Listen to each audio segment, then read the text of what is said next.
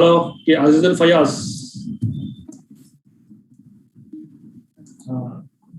Sir আসসালামু আলাইকুম sir. ওয়ালাইকুম আসসালাম। স্যার কেমন আছেন? ভালো। কে বলছেন? নামটা? স্যার আমি স্যার আশিক বলতেছি স্যার। আশিক। আজকে একটু পার্টিসিপেন্ট কম দেখতে পাচ্ছি এখনো পর্যন্ত। অন্যদিন তো এই সময় চলে আসে অনেকেই, আজকে কম।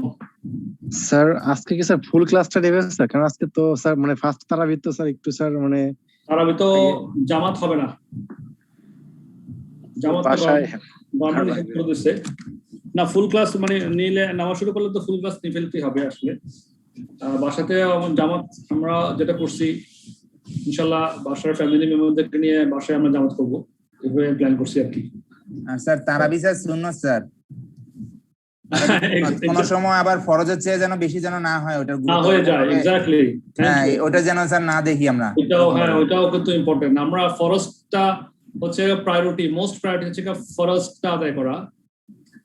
তো আমরা ওইটার দিকে জোর বেশি দিব। তারাবি নামাজ আমরা অবশ্যই পড়বো, এতে কোনো সন্দেহ নেই। আর ইবাদতের মাস আলহামদুলিল্লাহ, রমজান মোবারক।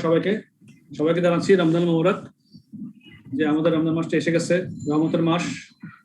আমরা এই রহমতের মাসটাকে সঠিকভাবে কাজে লাগাবার জন্য চেষ্টা করবো সবাই, ইবাদতের মাধ্যমে, আল্লাহর ইবাদতের মাধ্যমে, এবং আমাদেরকে প্রত্যেকের ব্যক্তিগত জীবনকে, ব্যক্তিগত চরিত্রকে সুস্থ মানে সুগঠিত করার জন্য, এবং আমাদের ভুল ত্রুটিগুলোকে উতরায়ে উঠে সঠিকভাবে আমাদের জীবন পরিচালনা করার মতো অবস্থায় আনার জন্য আমরা প্রত্যেকে চেষ্টা করবো ইনশাল্লাহ। শুদ্ধি অভিযানের মতো আর কি, নিজেকে ঠিক করা। তো এটা একটা অনেক বড় আমাদের জন্য অপরচুনিটি, আমাদের সুযোগ। আজকে আবার অন্যান্য বছরের মতো আর একটা নতুন রমজান মাস আল্লাহ আমাদেরকে দিয়েছেন।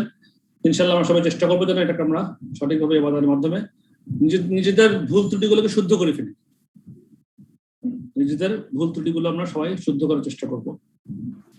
আমরা আমাদের যা মানে ব্যাকওয়ার্ড যে বিষয়গুলো আছে সেগুলো থেকে আমরা নিজেদেরকে উত্তরণ করার চেষ্টা করবো ইনশাআল্লাহ। আসসালামু আলাইকুম স্যার। ওয়ালাইকুম আসসালাম। সালাউদ্দিন, কেমন আছেন আপনি? আলহামদুলিল্লাহ স্যার। স্যার একটা কথা ছিল স্যার। জি বলেন। স্যার আজকে থেকে তো স্যার মনে হয় তারাবির নামাজ, স্যার আমরা কি আজানের পরে শেষ করে দিব? তারাবির নামাজ তো আর মসজিদে গিয়ে পড়ার কোনো সুযোগ নাই এবছর। আজকের ক্লাসটা হয়ে যাওয়ার পরে আমরা পরবর্তী ক্লাসগুলো কোন সময় নিব এটা আসলে একটু আলাপ করতে হবে। আইসিবিতে ওরাও থাকতে পারছে কিনা, লকডাউন শুরু হচ্ছে, একটা চতুর্মুখী সমস্যার মধ্যে আছি আমরা। বাসায় পড়বো তো সবাই, এখন জামাতে পড়বো ইনশাল্লাহ। আমাদের বাসায় যেমন একটু আগে বলছিলাম যে জামাতের ব্যবস্থা বাসায় হবে আমাদের। আপনারাও বাসায় এরকমভাবে জামাতের ব্যবস্থা করলে ভালো, মসজিদে তো যেতে পারছি না কেউ। তো আমরা একটু আগাই দিলে, জাস্ট একটু আগাই দিলে সমস্যা হবে না, আধা ঘন্টা বা 1 ঘন্টা কিন্তু এটা আজকে করলে তো আপনার অন্যান্য দিন তো আপনি ইফতারের পরে এই সময় ছাড়া পারবেন না, যদি ইফতারের পরে ক্লাস হয়। আর যদি ইফতারের আগে ক্লাস দিই সেক্ষেত্রে ক্লাসটা হবে 4টার দিকে হইতে পারে। স্যার ইফতারের আগে ক্লাস হবে, আমাদেরকে একটা রুটিন দেওয়া হয়েছিল। কি বলছিল ওখানে? 4:15 রেগুলার একটা করে ক্লাস হবে, 4:15 থেকে শুরু হবে। আর হচ্ছে যে শুক্রবার শনিবার সারাদিন ক্লাস হবে, ইফতারের পরে কোনো শিডিউল দেওয়া হয়নি স্যার ওইখানে। এটা ভালো। এটা হলো তো আর কোনো তারাবির নামাজ নিয়ে আমাদের যে মানে কনসার্ট করার বিষয়টা আসতেছে না। জি স্যার। আজকে ক্লাসটা আমরা সম্পূর্ণই করব।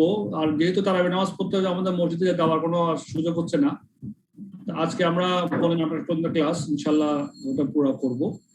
কারণ আমাদের সময় এই ক্লাসটা তো আমাদেরকে আটকে দিবে না যে আমরা ক্লাসটা করাবো, বা এই সুযোগটা হবে না। তো আমাদের যেই প্রসেসটা চলুক, আমাদের নামাজও ইনশাল্লাহ মিস হবে না, হয়তো বা একটু 15-20 মিনিট আধা ঘন্টা লেট করে করবো। আমি বাসায় যেমন বলছি সবাইকে যে আমরা 9টার সময় জামাত পড়বো, ক্লাস শেষ করে 9টার সময় সবাই মিলে জামাত পড়বো বাসাতে। আমার মেয়েদেরকে নিয়ে, আমার ওয়াইফ, মেয়ে, এদেরকে নিয়ে বাসায় জামাত পড়বো ইনশাল্লাহ। তো এইভাবে আমরা যদি, এটাও একটা ইমানের অঙ্গ, পার্ট অফ চর্চা, প্র্যাকটিস অফ ইসলাম, এইভাবে হতে পারে। তো ইনশাল্লাহ সেভাবে আমরা চেষ্টা করি। হ্যাঁ, আল্লাহ আমাদের ভুল ত্রুটি মাফ করে দিয়ে, ক্ষমা করে দিয়ে আমাদেরকে সঠিক পথে, সঠিক আমাদের ইবাদতগুলো কবুল করে দিবে। স্যার আরেকটা কথা ছিল। জি বলুন। বাসায় জামাত পড়া যায়? অফ কোর্স, ওয়াই নট, অনেক বেশি সওয়াব আছে। আমরা স্যার করি স্যার, আমার আম্মা, আমার ওয়াইফ, আমি। ফ্যান্টাস্টিক, এটা অনেক ভালো প্র্যাকটিস, এটা অনেক ভালো প্র্যাকটিস। আমাদের তো মহিলাদের তো মসজিদে যাওয়ার এখনো সুযোগ খুব কম বাংলাদেশের পার্সপেক্টিভে, কিন্তু যেমন আমি যখন হজে গেছি দেখছি বা অন্যান্য ইসলামিক কান্ট্রি যেটাতে ভিজিট করছিলাম, সব জায়গাতে তো মহিলাদের স্থান মসজিদে আছে। আমাদের বাংলাদেশে একটু সুযোগটা কম, অনেক মসজিদে আছে, অনেক বেশিরভাগ মসজিদে নাই। তো ওরা জামাত থেকে মিস করবে কেন? ইসলামিক কালচার থেকে ওরা অনেক মিস করতেছে, কিন্তু এখানে আমাদের সামাজিক ব্যবস্থার কারণেও একটা দায়ী আমি বলবো। এনিওয়েজ, আমরা বড় ক্লাসে চলে আসি। এখন প্রায় 60 জন হয়ে গেছে, আমার মনে হয় ক্লাস শুরু করে দেওয়া যায়, আর ওয়েট করা ঠিক হবে না। তো আমি স্ক্রিন শেয়ার করছি, আপনারা স্ক্রিনটা দেখলে আমাকে একটু জানাবেন। ওকে জি,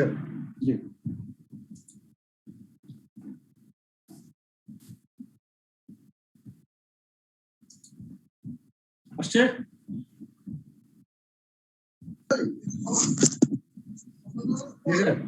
জি স্যার, আসছে স্যার। আসছে, ওকে।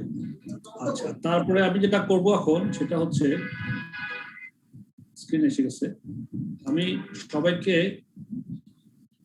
এটা আবার মাইনাস হচ্ছে না,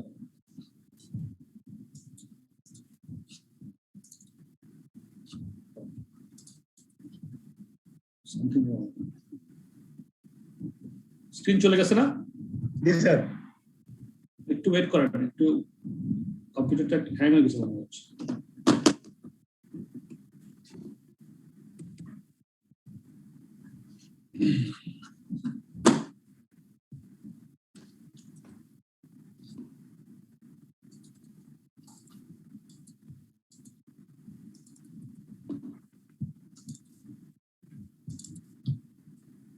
হ্যাঁ, দেখি আবার আসছে।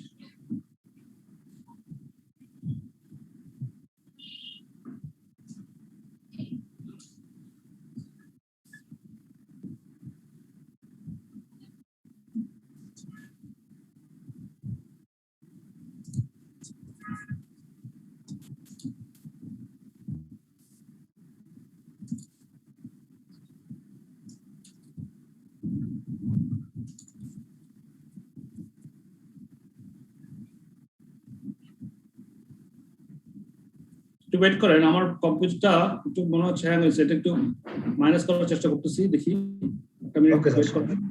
জি জি,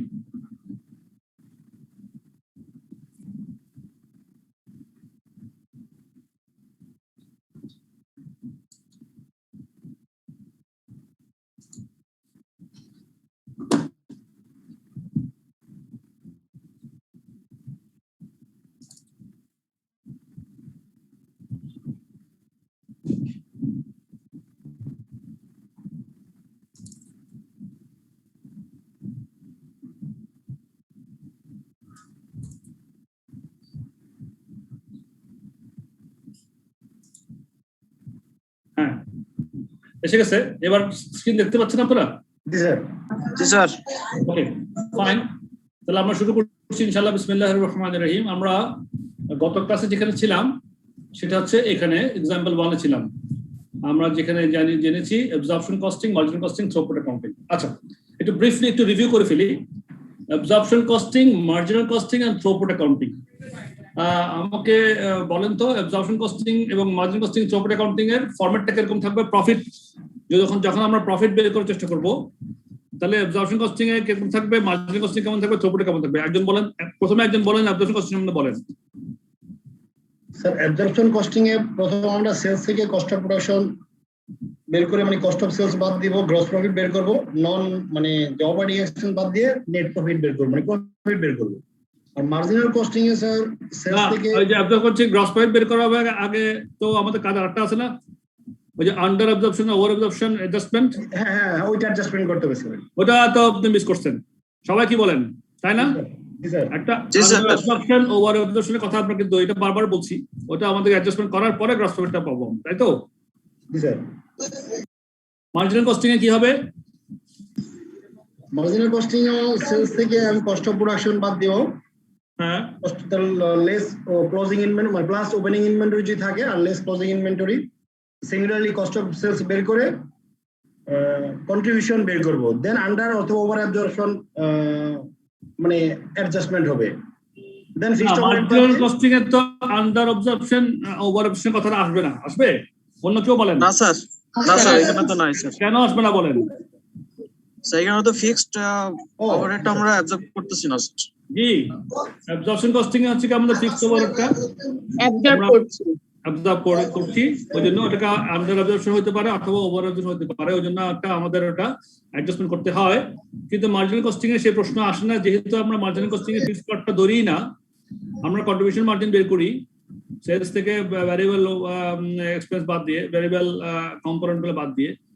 কন্ট্রিবিউশন মার্জিন বের হওয়ার পরে আমরা ফিক্সড এক্সপেন্স গুলো পুরোটাই বাদ দিয়ে আমরা প্রফিটটা অটোমেটিক সরাসরি পেয়ে যাই। এইটাই তো অবজারপশন কস্টিং আর মার্জিনাল কস্টিং এর ডিফারেন্স, তাই না? জি স্যার, জি স্যার। জি স্যার। আর থ্রুপুটে আমরা কি করছিলাম কতদিন? থ্রুপুটে আমরা সেলস থেকে ম্যাটেরিয়াল কস্টটাকে বাদ দিয়েছি, ম্যাটেরিয়াল কস্টটাকে টোটালি ভেরিয়েবল হিসেবে বাদ দিয়েছি। জি, তারপরে আমরা যেটা পাই ওটাকে বলা হয় আমরা থ্রুপুট কন্ট্রিবিউশন। থ্রুপুট কন্ট্রিবিউশন থেকে বাকি যা এক্সপেন্স আছে ডাইরেক্ট লেবার থেকে শুরু করে ওভারহেড পর্যন্ত ফিক্সড অন ভেরিয়েবল সব অপারেটিং এক্সপেন্স হিসেবে বাদ যাচ্ছে সব। অপারেটিং এক্সপেন্স হিসেবে বাদ যাবে। হ্যাঁ, রাইট।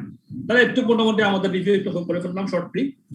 এরপরে আমরা এটাতে আমরা এক্সাম্পল 1 এ দেখেছিলাম যে প্রত্যেকটা কস্টিং মেথডে, absorption costing method, marginal costing method এবং থ্রুপুট অ্যাকাউন্টিং মেথডের মধ্যে আমরা প্রফিটটা ক্যালকুলেশন করেছিলাম আলাদা আলাদা করে, যাতে আমাদের মাথায় এটা খেলে।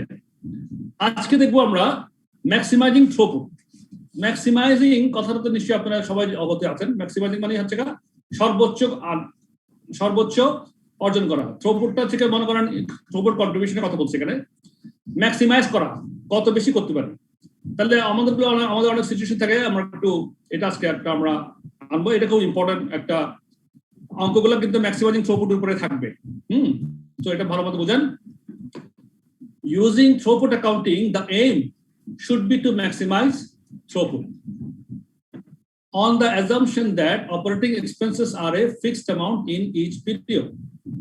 If the business has more capacity, then there is customer demand. With the demand chete business production capacity beshi thake seta bolche, if the business has more capacity than there is customer demand, it should produce to meet the demand in full. If the business has a constraint, যদি কোনো বাধা থাকে, constraint মানে কি? বাধা। If the business has a constraint that prevents it from meeting customer demand in full, তখন কি হবে? It should make the most profitable use that it can of constraining resources, of the constraining resources. তার মানে এখানে constraining resources মানে কি বলতে চাচ্ছে এখানে? Constraining resources এখানে কি? আমার যদি প্রোডাকশন ক্যাপাসিটি কম কিন্তু অনেক ডিমান্ড, তাহলে আমার কনস্ট্রেনিং রিসোর্স কি এখানে? Production capacity. আমার প্রোডাকশন ক্যাপাসিটিটাই আমাকে আটকে রাখতেছে অনেক প্রফিট করার থেকে। এটাই তো বিষয়, এটাই মাথা নিয়ে আসেন। তাহলে আমাদের কনস্ট্রেনিং রিসোর্স এখানে হচ্ছে আমার মেশিন ক্যাপাসিটি। এই কথাটা মাথা নিয়ে আসেন। তাহলে আবার পড়ি, if the business has a constraint that prevents it from meeting customer demand in full, it should make the most profitable use that it can of constraining resource. This means giving priority to those products earning the highest throughput for each unit of the constraining resource that it requires. এখন মনে করেন আমার product আছে 3-4টা আছে, তাহলে আমার production capacity কম আছে, আবার আমার ডিমান্ডও অনেক ভালো আছে। তখন আমার 3-4টা প্রোডাক্টের মধ্যে আমাকে একটা কি করতে হবে, মানে বেস্টটা আমার প্রেসিডেন্ট করতে হবে যে কোন প্রোডাক্ট থেকে আমি কতটুকু প্রোডাকশন করে প্রোডাকশন ক্যাপাসিটিকে ফুল ইউটিলাইজ করব, যাতে আমার সবচেয়ে বেশি প্রফিট ম্যাক্সিমাইজ হয়। ঠিক আছে না বিষয়টা? এটা তো প্র্যাকটিক্যাল, এটা তো মোস্ট প্র্যাকটিক্যাল, তাই না? আমার 3-4টা প্রোডাক্ট করি, আমার প্রোডাকশন ক্যাপাসিটি কম আছে কিন্তু ডিমান্ড অনেক বেশি আছে, তাহলে আমি কি করব? আমি 3-4টা প্রোডাক্টকে আমি অ্যানালাইসিস করব যে কোন প্রোডাক্টটাকে বেশি প্রোডাকশন করব, কোন প্রোডাক্টটা কম প্রোডাকশন করব, যাতে আমার কি হয়, maximize our profit maximize our. So the goal is achieved by determining what factors prevent the throughput being higher.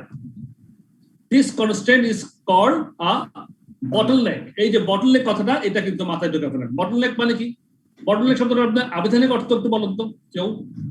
Sir bottleneck আবিধানিক অর্থ যেমন আমাদের যে বোতল সাধারণত যে মুখটা চিকন ন্যারো হয়ে আসে, এটা আমরা গার্মেন্টস এ দেখলাম যে প্রসেস ওয়াইজ যে অবস্টাকল গুলো, হ্যাঁ, মানে যেখানে বাধাগ্রস্ত হয় সম্পূর্ণ সিস্টেমটা, যেই ক্ষুদ্র প্রবলেমের জন্য। বন্ধ কথা।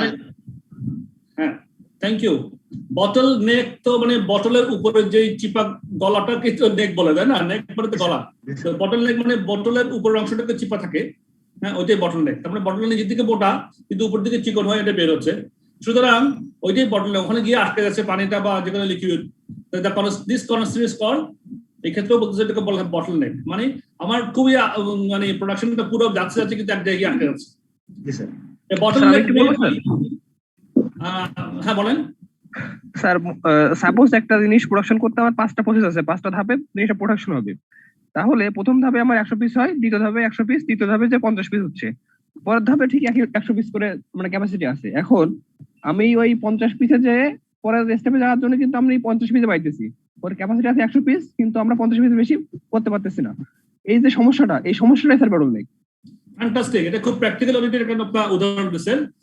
তাহলে আপনি সেটা চিন্তা করেন, আমরা যখন অঙ্কগুলো করবো আপনারা সেভাবে চিন্তা করবেন, যে যার ক্ষেত্রে আছেন সে তার ক্ষেত্রে নিয়ে চিন্তা করবেন। বাই দ্য ওয়ে একটা কথা বলি, আপনারা যারা চাকরি করেন কিংবা ব্যবসা করেন, আমি চাকরিজীবীদেরকে বলছি, ডোন্ট এভার থিঙ্ক ইউর চাকরি ইজ এ চাকরি। শুধু চাকরি করার জন্য চাকরি করিয়েন না, জি স্যার। প্লিজ। হ্যাঁ, please be sincere on your work. আপনি শুধু চাকরি করার জন্য চাকরি করিয়েন না। আপনি মনে করবেন যে যেখানে আছেন, যে ব্যাংক হোক, কনস্ট্রাকশন কোম্পানি হোক, কিংবা গার্মেন্ট হোক, কিংবা যে কোনো কাজ হোক, আপনি যে কাজ করছেন মনে করবেন যে আপনি নিজের ব্যবসাতে বসে আছেন। আপনি নিজের ব্যবসাতে করার সময় যেভাবে চিন্তা করতেন, চাকরি করার সময় আপনি ঠিক আগেভাবে যদি চিন্তা করতে পারেন, তাহলে দেখবেন যে আপনার কাজ করতেও আনন্দ লাগবে এবং কাজ করার পরে আপনার একটা স্যাটিসফ্যাকশনটা আপনি পাবেন, অথবা পাবেন না, যেটাই হোক না কেন, কিন্তু আপনি সঠিক ধারায় তখন কাজ করার জন্য উৎসাহ উদ্দীপনা পাবেন। you can earn money from anywhere. মানি মানে টাকা ইনকাম করা খুব বড় বিষয় না, বাট আপনার যে আস্থা, কনফিডেন্স, আপনার যে এই বিষয়গুলো কিন্তু অ্যাটিটিউড, এগুলো কিন্তু very important for year life. তো সেভাবে চিন্তা করবেন যে আপনি ব্যবসাতে আছেন, আপনি আপনার নিজের প্রতিষ্ঠান চালান, চাকরি করেন, অসুবিধা নেই। কিন্তু চাকরিতে বসে আপনারা এখনো ভাবেন যে নিজের ব্যবসা প্রতিষ্ঠানে আমার এই সাবজেক্টটা পড়ার সময় একভাবে চিন্তা করবেন, তাহলে দেখবেন যে মজা লাগতেছে। তো আসি কথায়, bottleneck may be a machine whose capacity limits the output of the whole production process, যেটা আমরা একটু আগে আলোচনা করলাম। The aim is to identify the bottlenecks and remove them, or if this is not possible, ensure that they are fully utilized at all times. তাহলে কি হলো, আমার bottleneck যখন এক জায়গায় রয়ে গেল, একটু স্যার স্ক্রিনটা একটু পরে উঠান প্লিজ। জি জি বলছি, তখন আমাদের কি এইমটা কি হবে, ওই বটলনেকটাকে আমরা আইডেন্টিফাই করব। Identify the bottleneck. I repeat, aim is to identify the bottleneck and remove them, or এটা যদি সম্ভব না হয়, or if this is not possible, ensure that they are fully utilized. But বটলনেকের জায়গাটা যেন সম্পূর্ণ করে ইউটিলাইজ করে আমরা যেন করতে পারি, সেটা কিন্তু আমাদেরকে এনশিওর করতে হবে। এনশিওর করে আমরা প্রফিট ম্যাক্সিমাইজ করতে হবে। আচ্ছা, এটা করার জন্য আমরা কিভাবে করবো? যদি আমাদের মাল্টি প্রোডাক্ট থাকে, হ্যাঁ, মাল্টি প্রোডাক্ট ডিসিশন মেকিং, এখানে আমরা চলে আসলাম। ডিসিশন মেকিং ক্ষেত্রে মাল্টি প্রোডাক্ট যদি থাকে তাহলে কি করবো? তখন আমাদের কি করতে হবে? দেন the usual requirement is, আরো একটা সাউন্ড কি একদম ডিস্টার্ব হচ্ছে ভাই, কার ই করেন, ঠিক করেন। আমি সবাই মিউট করি, আপনারা কথা বললে আমার সঙ্গে কি করবেন, ওই যে আনমিউট করে কথা বলবেন, ঠিক আছে? ওই মিউট অল দিয়ে দিচ্ছি, আপনারা কিন্তু আমাকে রেসপন্স করিয়েন, নাহলে আমি বুঝবো না যে আপনারা আমার সঙ্গে। ওকে স্যার, ঠিক আছে। মিউট অল দিলাম, মিউট অল হলো না কেন? হ্যাঁ, এবার মিউট অল হচ্ছে। আচ্ছা, হ্যাঁ, তাহলে কি হবে? The usual requirement is in question is to maximize contribution given that fixed costs are unaffected by the production decision in the short run. In the short run cost per unit of the limiting factor. In throughput accounting, the approach should be to maximize the throughput contribution earned. এটা হচ্ছে আমাদের throughput accounting এর যে আমাদের যে অ্যাপ্রোচটা কি হবে, maximizing the throughput contribution earned. আচ্ছা, তাহলে কি কি স্টেপ? 5টা স্টেপ আমরা করতে পারি। এটা একদম প্র্যাকটিক্যাল কথাবার্তা, জাস্ট স্টেপগুলো আপনারা যদি মাথায় রাখেন তাহলে কাজগুলো করতে সুবিধা হবে। প্রথমে স্টেপ আমরা কি করবো তখন? প্রথমে আমরা নিশ্চয়ই আইডেন্টিফাই দ্য বটলনেক কনস্ট্যান্ট। এই ধরনের ক্ষেত্রে আমরা তখন চেষ্টা করবো যে বটলনেকটা কোন জায়গায় সেটাকে আমরা আইডেন্টিফাই করার চেষ্টা করবো। এটা খুব প্র্যাকটিক্যাল কথা। স্টেপ 2 তে আমরা কি করবো? Calculate the throughput contribution per unit for each product. তখন আমরা ওই বটলনেক কনস্ট্যান্টে গিয়ে আমার থ্রুপুট কন্ট্রিবিউশন কত হইতে পারে ইচ প্রোডাক্টে, তখন সেটা আমরা একটা আলোচনা করব। ওই বটলনেক কনস্ট্যান্টের বেসিসে আমরা কত ইউনিট কন্ট্রিবিউশন হয় সেটাকে আমরা হিসাব করতে হবে। কেমনে হিসাব করবো এক্সাম্পলে গেলে ক্লিয়ার হয়ে যাবে। তাহলে প্রথম স্টেপ হচ্ছে আইডেন্টিফাই দ্য বটলনেক কনস্ট্রেন্ট, দ্বিতীয় স্টেপ হচ্ছে calculate the throughput contribution per unit for each product, তৃতীয় স্টেপ হচ্ছে calculate the throughput contribution per unit of the bottleneck resource for each product. ওই বটলনেক রিসোর্স ইচ প্রোডাক্ট গিয়ে throughput contribution কি হবে per unit, যেটা একটু আগে বললাম ওই কথাটা আবার আসলে আর কি। ফোর্থে গিয়ে হবে কি, fourth step আমরা the rank the products in order of the throughput contribution per unit of the bottleneck resource। ওই bottleneck resource per unit এ bottleneck resource গিয়ে মনে করেন যে bottleneck resource আমার লেবার আওয়ার bottleneck resource, তাহলে আমরা সর্বাধিক কত লেবার আওয়ার ইউজ করতে পারি সেটাকে আমরা হিসাব করব। পার ইউনিটে কত লেবার আওয়ার লাগতেছে, পার ইউনিটে লেবার আওয়ার লাগলে মধ্যে bottleneck যে আমরা যে প্রথমে যে throughput contribution বের করব ওটা অনুযায়ী পার ইউনিটে কত ঘন্টা লাগে, সবচেয়ে বেশি কোন প্রোডাক্ট আর্ন করতে পারে সেভাবে একটা হিসাব করবো। সেটাই বলতেছি যে করার পরে ফোর্থটাকে গিয়ে আমরা করবো র্যাঙ্কিং করবো, যে ফার্স্ট, সেকেন্ড, থার্ড, ফোর্থ কার কোন প্রোডাক্ট সবচেয়ে বেশি আমরা থ্রুপুট কন্ট্রিবিউশন, ওইটাকে বলে র্যাঙ্কিং। তারপরটাকে সেকেন্ড কে, থার্ড কে, ফোর্থ কে, ওটাকে র্যাঙ্কিং বলে। তো ফোর্থে গিয়ে আমরা করবো the rank the products in order of the throughput contribution per unit of the bottleneck resource. Ranking করা হয়ে গেলে তারপরে তো আমরা allocate the resources using this ranking and answer the questions। এটা তো মোস্ট প্র্যাকটিক্যাল। আমাদের যখন বটলনেক রিসোর্স কোন থাকবে তখন আমরা এভাবেই আমরা বটলনেক রিসোর্সের মধ্যে কোন প্রোডাক্ট সবচেয়ে বেশি র্যাঙ্কিং করে বের করে নিই, তারপরে আমরা allocate করব রিসোর্সটাকে, সেই অনুযায়ী প্রোডাকশনটা করব। তাহলে এক্সাম্পল 2টা করলে আমাদের ইনশাআল্লাহ এটা এই কথাটা ক্লিয়ার হবে। এক্সাম্পল 2 তে কি বলছে? the following data relates of two products manufactured by DJ Limited। তো বলছে কি, আপনি স্ক্রিন দেখতে পাচ্ছেন তো না? স্যার স্ক্রিনটা উপরে তুলতে সরি হবে, বুঝিনি, আবার বলেন, আবার বলেন। স্ক্রিনটা হালকা একটু উপরে এটা বলছেন।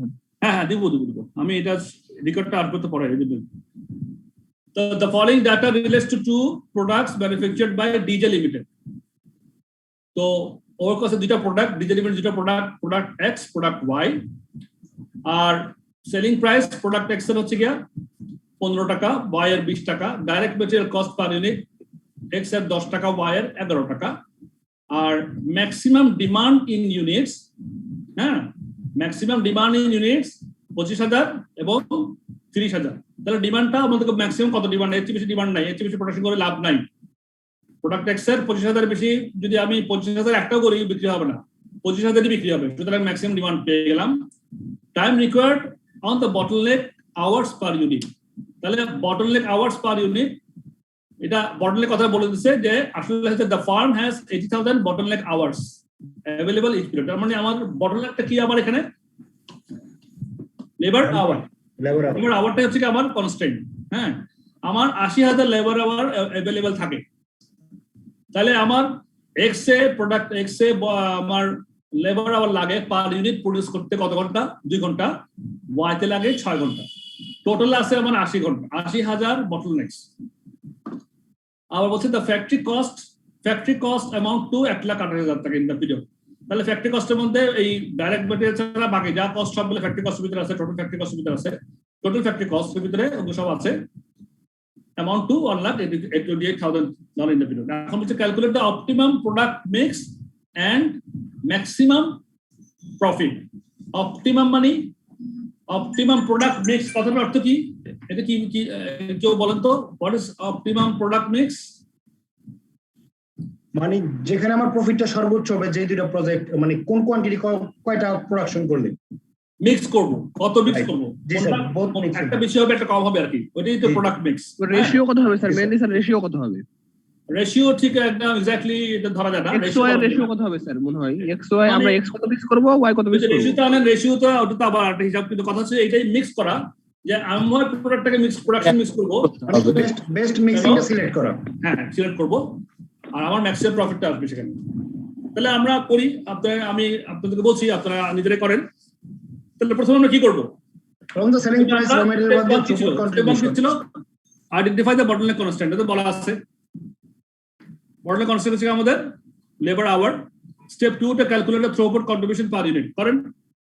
থ্রুপুট কন্ট্রিবিউশন পার ইউনিট কত? Selling price 15, direct material 10, selling price 20, direct material 11। কোনটায় কত? এক্স এ কত, ওয়াই কত? 5 টাকা 9 টাকা। 5 টাকা আর 9 টাকা। এবার স্টেপ 3 কি? Calculate the throughput contribution per unit of the bottleneck resource of the each product, এটা করলাম। এখন calculate the throughput contribution per unit of bottleneck resource, তাহলে আমার এখানে বলে দিয়েছে 2 ঘন্টা 6 ঘন্টা লাগে। 2 ঘন্টা 6 ঘন্টা লাগে। তাহলে আমার কন্ট্রিবিউশন পার আওয়ার কত? কোনটার এক্স এর কত হবে? তাহলে 2.5 টাকা আর 1.5 টাকা আসে। 2.5 টাকা এবং 1.5 টাকা কিভাবে আসলো একটু বলেন, সবাই শুনো। এটা হচ্ছে থ্রুপুট কন্ট্রিবিউশন আমার 5 টাকা 2 ঘন্টায়, আর পার আওয়ারে ভাগ দিলে হবে 5 ডিভাইডেড বাই 2। 9 টাকা 6 ঘন্টার জন্য, 5 টাকা 2 ঘন্টার জন্য। রাইট, এই জায়গাটা তারা কোনো প্রশ্ন আছে কিনা বলেন, যে আমার পার আওয়ারে বটলনেক মানে কন্ট্রিবিউশন বের করলাম, কিভাবে করলাম? সেলিং প্রাইস 15 টাকা, যেমন প্রোডাক্ট এক্স টা ধরি প্রথমে, সেলিং প্রাইস 15 টাকা, ডাইরেক্ট মেটেরিয়াল 10 টাকা। তাহলে আমার এখানে কন্ট্রিবিউশন 5 টাকা, কন্ট্রিবিউশন থ্রুপুট কন্ট্রিবিউশন হচ্ছে 5 টাকা।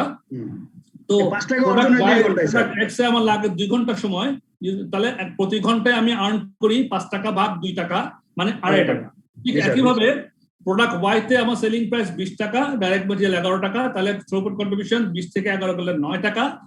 প্রোডাক্ট এখানে আমার 6 ঘন্টা কাজ করতে হয়, তার মানে 1 ঘন্টায় আমি আর্ন করি কত টাকা? কত? 1.5 টাকা। 1.5 টাকা। 9 ভাগ 6 সমান 1.5 টাকা। তাহলে আমি প্রোডাক্ট এক্স এ বেশি আর্ন করি ঘন্টায়, নাকি প্রোডাক্ট ওয়াই তে ঘন্টায় বেশি আর্ন করি? এক্স স্যার 2.5 টাকা আসতেছে।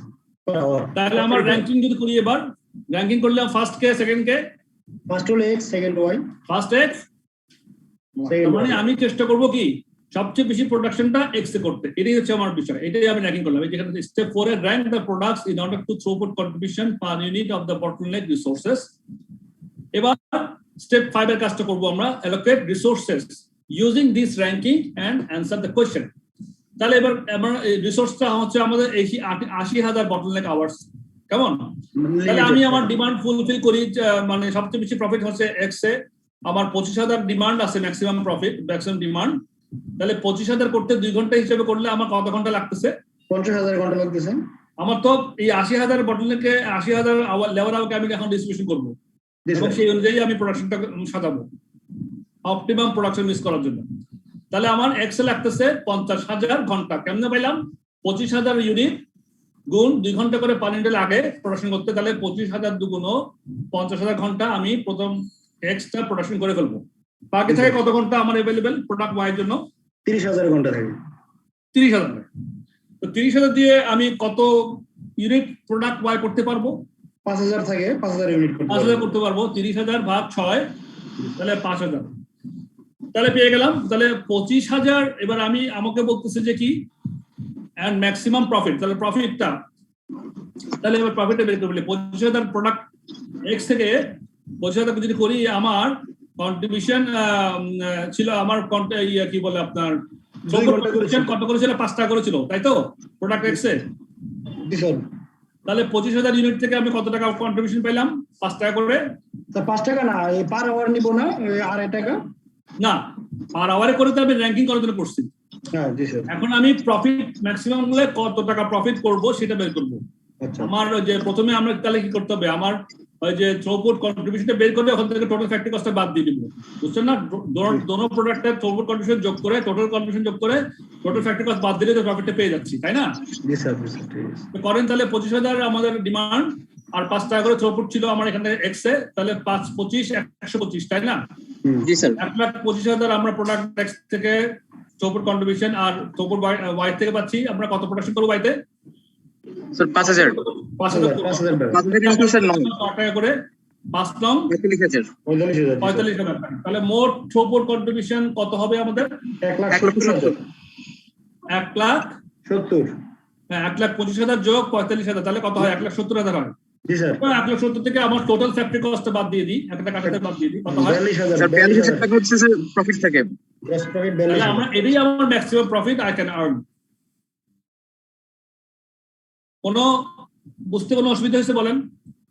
স্যার আমার একটা কোশ্চেন আছে। জি জি অবশ্যই বলুন। স্যার প্রোডাক্ট ওয়াই তে ডিমান্ড 5,000 ইউনিট, এটা বুঝিনি স্যার। এক্স এ হ্যাঁ। 25,000, তাহলে 5,000 কেন? আচ্ছা এটা ডিমান্ডের কথা বলি তাই। এটা ডিমান্ডের কথা না, আমরা চেষ্টা করছি কি আমাদের ম্যাক্সিমাম প্রফিট আর্ন করব আমাদের মানে অবস্ট্রাকশন গুলোকে মাথায় রেখে। তো অবস্ট্রাকশন হচ্ছে বা বটলনেক বা বলেন বা অবস্ট্রাকশন বলেন বা কনস্ট্রেন্ট বলেন না কেন, আমার ম্যাক্সিমাম এখানে আমার লেবার আওয়ার আছে 80,000। এই 80,000 ঘন্টাকে লেবার আওয়ার ঘন্টাকে আমি কাজে লাগাতে পারবো। কাজে লাগাতে এই 80,000 ঘন্টা কাজে, তাহলে আমি কিভাবে লাগাবো? কিভাবে লাগালে আমার ম্যাক্সিমাম প্রফিট এই দুটো প্রোডাক্ট থেকে আমি আর্ন করতে পারবো, আমি তো এই হিসাব করছি। তাহলে আমার এখানে বলে দিচ্ছে প্রশ্নে ম্যাক্সিমাম ডিমান্ড প্রোডাক্ট এক্সেল আছে 25,000 আর প্রোডাক্ট ওয়ার ম্যাক্সিমাম ডিমান্ড 30,000। তো ম্যাক্সিমাম ডিমান্ড আছে, আমি ম্যাক্সিমাম ডিমান্ড ফুলফিল করবো প্রথমে ওই প্রোডাক্টের ক্ষেত্রে যে প্রোডাক্টের মধ্যে সবচেয়ে ম্যাক্সিমাম প্রফিট পাচ্ছি, জি স্যার কিনা? Right sir right. আর বাকি প্রোডাক্টে কি করবো? আমি কম্প্রোমাইজ করব। ডিমান্ড আছে তো কি হচ্ছে বাবা, প্রফিট তো পাচ্ছি না, জি স্যার সেজন্য আমি ওটা কম্প্রোমাইজ করে ওটা প্রোডাকশনে কম করব। যেটা বেশি প্রফিট সেটা প্রোডাকশনটাকে আমি হাইয়েস্ট করার চেষ্টা করব। ডিমান্ড ফুলফিল করলে ডিমান্ডটা যদি পুরো দিতে পারি তাহলে আমার প্রফিট বেশি। সেজন্যই আমি 25,000 ইউনিট এক্স কে যখন দেখছি যে আমার এখানে আমার প্রফিট বেশি, তাহলে 25,000 এক্স কে আমি পুরাটাই প্রোডাকশন করলে আমার ঘন্টা লেগে যায় 2 ঘন্টা হিসাবে 25 দুগুণ 50,000। 50,000 করার পরে আমার কাছে আর বাকি থাকে কত ঘন্টা কাজ করার জন্য? 30,000 ঘন্টা 30,000 ঘন্টা স্যার। যিনি প্রশ্নকর্তা আপনার নাম কি? স্যার মোহাম্মদ সালাউদ্দিন। সালাউদ্দিন। তাহলে এটা বুঝছেন তো না, 50,000 ঘন্টা আমি প্রোডাক্ট এক্স জি স্যার, এখন করে দিলাম, এখন বাকি হচ্ছে যে থাকলো আমার 30,000 ঘন্টা প্রোডাক্ট ওয়াই এর জন্য। তো প্রোডাক্ট ওয়াই এর জন্য একটা এক ইউনিট প্রোডাকশন করতে লাগে কত ঘন্টা? 6 ঘন্টা 6 ঘন্টা লাগে। তাহলে 30,000 ঘন্টায় কত ইউনিট করব? 5,000 ব্যালেন্স 5,000 করব।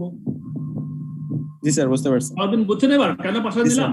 তাহলে স্যার বেস্ট তাহলে প্রোডাক্ট আমার মিক্স ডিমান্ড আছে 25,000 আর 5,000। জি তো বেস্ট প্রোডাক্ট মিক্সিংটা হবে 25,000 unit 5,000 unit 5,000 exactly.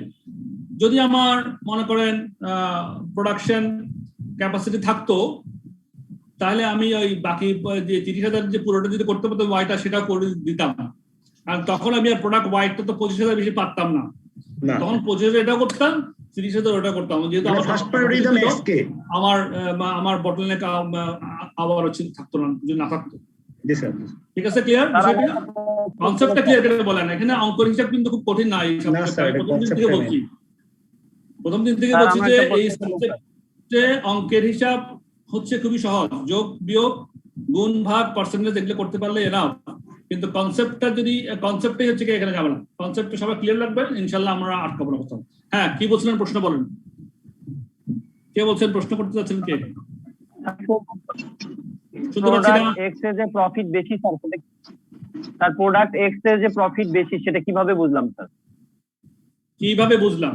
Very good. তাহলে আবার গোড়ায় চলে যেতে হবে। আমার প্রোডাক্ট এক্স এর সেলিং প্রাইস কত বলেন? আপনার নামটা কি? প্রশ্ন করছেন যিনি? ফিরোজ স্যার। ফিরোজ স্যার। ফিরোজ, শুনতে পাচ্ছি না। ফিরোজ বলেন তো আপনি সেলিং প্রাইস প্রোডাক্ট এক্স এ কত? 15 টাকা। ডাইরেক্ট ম্যাটেরিয়াল ইউজ করছে 10 টাকা, তাহলে ওর কন্ট্রিবিউশন কত আর ইউনিটে? 5 টাকা। হ্যাঁ, আর প্রোডাক্ট ওয়াই এর ক্ষেত্রে কত? 20 থেকে 11 গেলে কত ফিরোজ? 9 টাকা। 9 টাকা। তাহলে তো আপনি বলবেন, তাহলে এখন আপনি তো বলতে পারেন যে ভাই প্রোডাক্ট ওয়াইতেই তো কন্ট্রিবিউশন বেশি দেখতে পাচ্ছি, আবার এক্স ধরলাম কেন? এই তো বিষয়টা আপনার সময় খায় বেশি তো স্যার, আমার বটলনেক তো মেন সময়, ঘন্টা বেশি। প্রোডাক্ট এক্সে তো আমার সময় কম লাগে, তাহলে আমার সময়টাই তো আমি কাজে লাগাবো। এখন সময় হচ্ছে 80,000, এটাই মেন ঘটনা। ফিরোজ বুঝছেন কিনা? পার আওয়ার কন্ট্রিবিউশন এক্স ভালো। জি ফিরোজ বুঝছেন কিনা? আচ্ছা বুঝতে পারছি স্যার। তাহলে আমি এখানে কন্ট্রিবিউশন এক্স এর 5 টাকাকে 2 ঘন্টা দিয়ে ভাগ করছি 2.5 টাকা পার ঘন্টা, আর 9 টাকাকে 6 দিয়ে ভাগ করছি 1.5 টাকা পার ঘন্টা। সেজন্য আমার র্যাঙ্কিং এর মধ্যে প্রোডাক্ট এক্স এর থেকে ম্যাক্সিমাইজ প্রফিট এই রিসোর্সটাই কাজে লাগানোর জন্য। কন্ট্রিবিউশন যত কম হবে সেটা কি তত ভালো হবে? মানে প্রফিট বেশি হবে? বুঝি নাই কথাটা। হ্যাঁ হ্যাঁ, কন্ট্রিবিউশন যত কম হবে মানে প্রফিটটা কি তত বেশি হবে স্যার?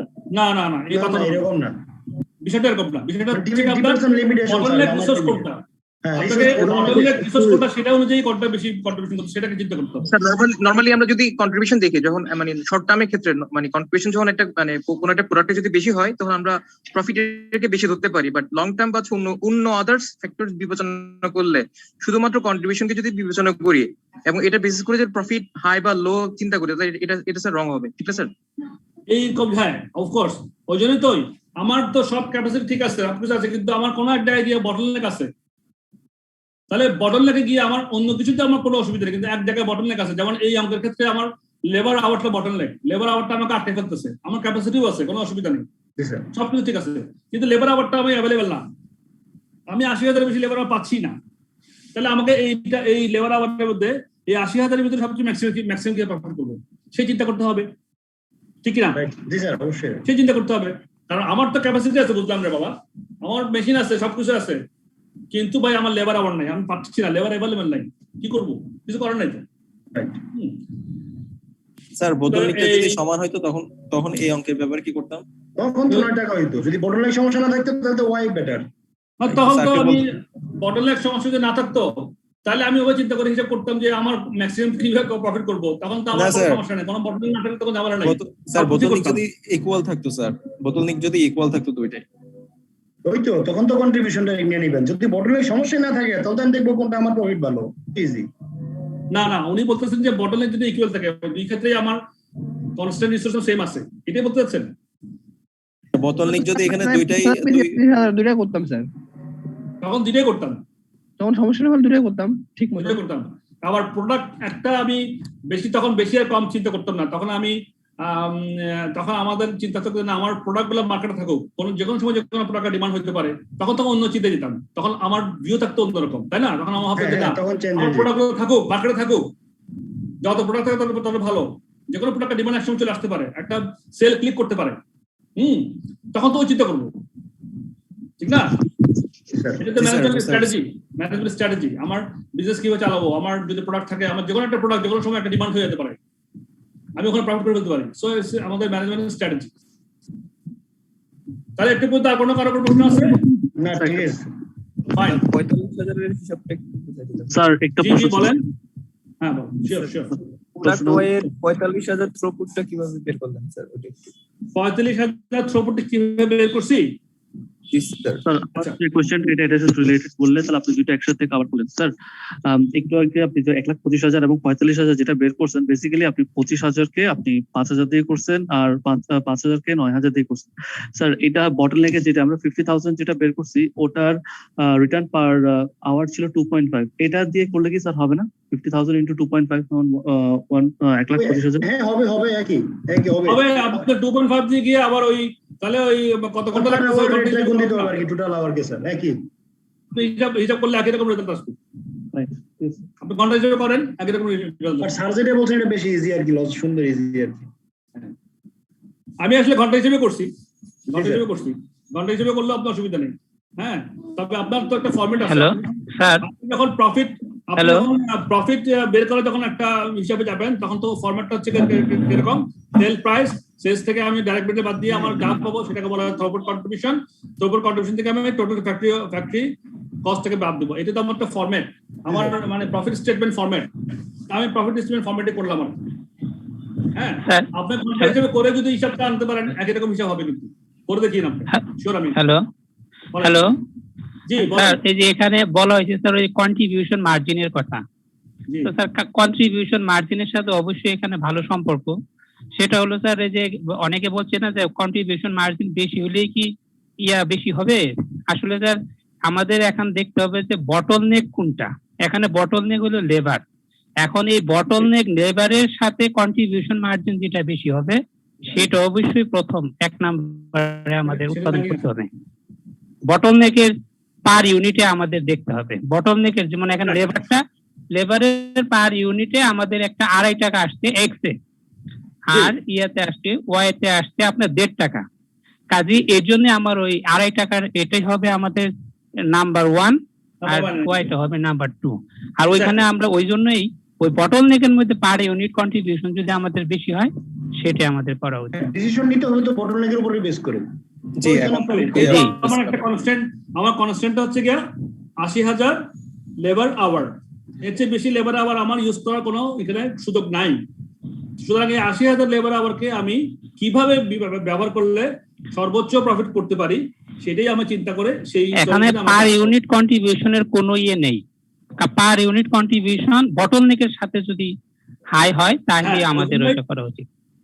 মানে স্টেপ 3 তে যেটা বলা আছে calculate the throughput contribution per unit of the bottleneck resource of for each. Right, yes sir.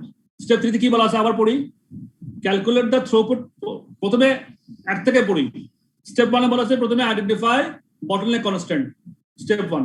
Step 2 তে calculate throughput contribution per unit for each product, total throughput contribution.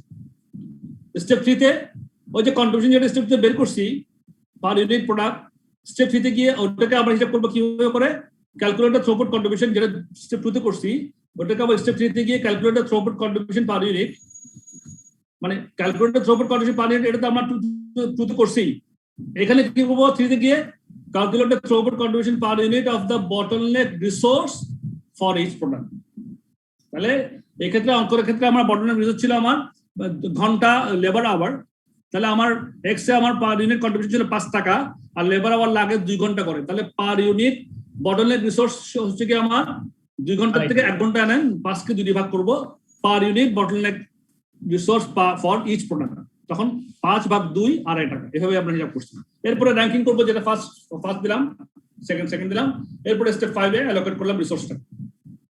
Clear? আর কি এখানে আলোচনা করার দরকার আছে কারো? বলেন, আর কোনো প্রশ্ন থাকলে বলেন। মানে ইন জেনারেল বটলনেকের উপরে যেটা ফিনান্সিয়াল ভ্যালু বেটার সেটা আমি পছন্দ করব আগে। Of course, maximising profit. জি স্যার। স্যার লেবাররা যদি মানে ওভারটাইম করে যদি এটা বাড়ায় দেয় তখন দাদা কষ্ট বাড়াবে। আপনি তো বটলনেক রিসোর্স বলে দিয়েছে, ওভারটাইম করার সুযোগ নাই তো এখানে। এখানে বলছে দা ফার্ম হ্যাজ 80,000 বটলনেক আওয়ার্স। আপনি এখন ওভারটাইমের কথা তো বলার দরকার নাই, কারণ ওভারটাইম তো এখানে সুযোগ থাকলে বলে দিত। জি স্যার, বুঝতে বলে নাই। আমার সিচুয়েশন হচ্ছে কি আমার ম্যাক্সিমাম লেবার আওয়ার কত না স্যার। আপনি স্যার ওভারটাইম করলে চাকরিতে লেবার তো স্যার পাবেন না। আপনি লেবার তো পাবেন না, কাকে দিয়ে করাইবেন আপনি? আপনার টাকা আছে, মেশিনের ক্যাপাসিটি আছে, টাকাও আছে, দিতে পারবেন, কিন্তু আপনার তো মানুষ নাই। জি স্যার। খাটাতে পারবেন না আপনি। ঠিক আছে? Okay sir. জি স্যার। তাহলে আগাই। হ্যাঁ স্যার। আশা করি সবাই বুঝছেন এটা ইনশাআল্লাহ। জি স্যার, বুঝছি স্যার। আচ্ছা, ফাইন। মূল বিষয় হচ্ছে আমরা প্রফিট ম্যাক্সিমাইজ কিভাবে করবো, এটা আমাদের কস্ট অ্যাকাউন্টেন্টদের কাজ। হ্যাঁ, এটা আমাদের ব্যবসায়ীদের কাজ। ডিসিশনটা দেওয়া। হ্যাঁ, একটা ব্যবসায়ী যেভাবে চিন্তা করবো, আমরাও কস্ট অ্যাকাউন্টেন্ট সেভাবে চিন্তা করবো। ব্যবসায়ীর পক্ষ থেকে আমি কাজটা করতেছি, সুতরাং আমি ব্যবসায়ী। দেখুন, হ্যাঁ, আমারই ইনভেস্টমেন্ট, আমারই টাকা, আমারই মেশিন, আমারই লেবার, তখন ওইভাবে চিন্তা করলে দেখবেন যে আপনি কারেক্ট ডিসিশন নিতে পারবেন। ঠিক আছে? তো আসলে তাহলে আমরা, হ্যাঁ, আর কিছু কি বলবেন কেউ? না স্যার, আমরা আগাই স্যার। G, thank you. আমি একটু বেশি আলোচনা করতে চাই এগুলোতে, কারণ আমি বারবারই বলছি কনসেপ্টের দ্বারা আমাদের যেন কোনো সন্দেহ না থাকে। আমাদের মেইন হচ্ছে ফোকাস কনসেপ্টগুলো ক্লিয়ার করে ফেলবো, তারপর আমরা প্র্যাকটিস করবো, ইনশাল্লাহ আমরা সবাই পাস করতে হবে, এখানে কোনো ঝামেলা নেই। এটা খুবই একটা ইন্টারেস্টিং সাবজেক্ট এবং বেস্ট এবং মোস্ট প্র্যাকটিক্যাল ওরিয়েন্টেড। আচ্ছা, ইলাস্ট্রেশন 2টা করি। এটা একটা ইলাস্ট্রেশন দিচ্ছে, ওরা বলতেছে contrasting throughput accounting with the limiting factor approach. আচ্ছা, ইলাস্ট্রেশনটা বলছে a company produces 2 products A and B, the production cost of which are shown below. দুইটা প্রোডাক্ট করে A এবং B, প্রোডাকশন কস্ট দিয়ে দিচ্ছে direct material, direct labour, variable overhead and fixed overhead. 10 টাকা 5 টাকা 5 টাকা 5 টাকা 10 টাকা 9 টাকা 9 টাকা 9 টাকা। প্রোডাক্ট এ তে টোটাল কস্ট, প্রোডাকশন কস্ট হচ্ছে 25 টাকা, বি তে হচ্ছে 37 টাকা। তাহলে এখানে ফিক্সড ওভারহেড দিচ্ছে, ডাইরেক্ট ভ্যারিয়েবল ওভারহেড দিচ্ছে, ডাইরেক্ট লেবার দিচ্ছে, ডাইরেক্ট ম্যাটেরিয়াল দিচ্ছে। Fixed overhead is absorbed on the basis direct labour cost. এটা বলে দিচ্ছে ফিক্সড লেবার ওভারহেড যেটা আছে ডাইরেক্ট লেবার কস্টের বেসিসে অ্যাবজর্ব করে। এই কথাটা বলার অর্থ হচ্ছে কি, দেখেন এখানে ডাইরেক্ট লেবার 5 টাকা, ফ্যাক্টরি ওভারহেড 5 টাকা, ডাইরেক্ট লেবার 9 টাকা, ফ্যাক্টরি ওভার 9 টাকা। তার মানে ডাইরেক্ট লেবার কস্ট অনুযায়ী যা হবে ফিক্সড ওভারে তা হবে। The products pass through two processes. দুটো প্রসেস দিয়ে প্রোডাক্ট গুলো পাস করে, একটা হচ্ছে Y and Z, আর একটা হচ্ছে Z, with associated labor cost of $10 per direct labor hour in each. প্রত্যেকটাতে 10 টাকা করে লাগে।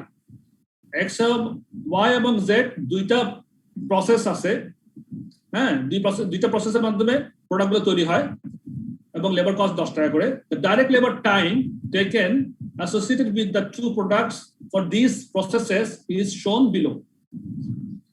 Direct labor কত লাগে? প্রসেস Y তে লাগে প্রোডাক্ট A তে 10 মিনিট, প্রোডাক্ট B তে 39 মিনিট। প্রসেস Z এ লাগে প্রোডাক্ট A এর জন্য লাগে 20 মিনিট, প্রোডাক্ট B তে লাগে 15 minute.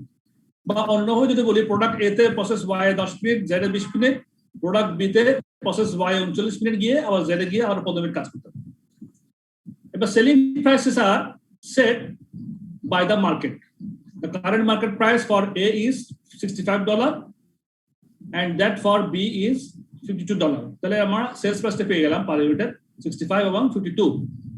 At these prices the market will absorb as many units of A and B as the company can produce. তাহলে market ডিমান্ডের কি হলো, কোনো অসুবিধা নেই, যা প্রডিউস করব তাই বেচতে পারবো। তাহলে বলতেছে at these prices the market will absorb as many units of A and B as the company can produce.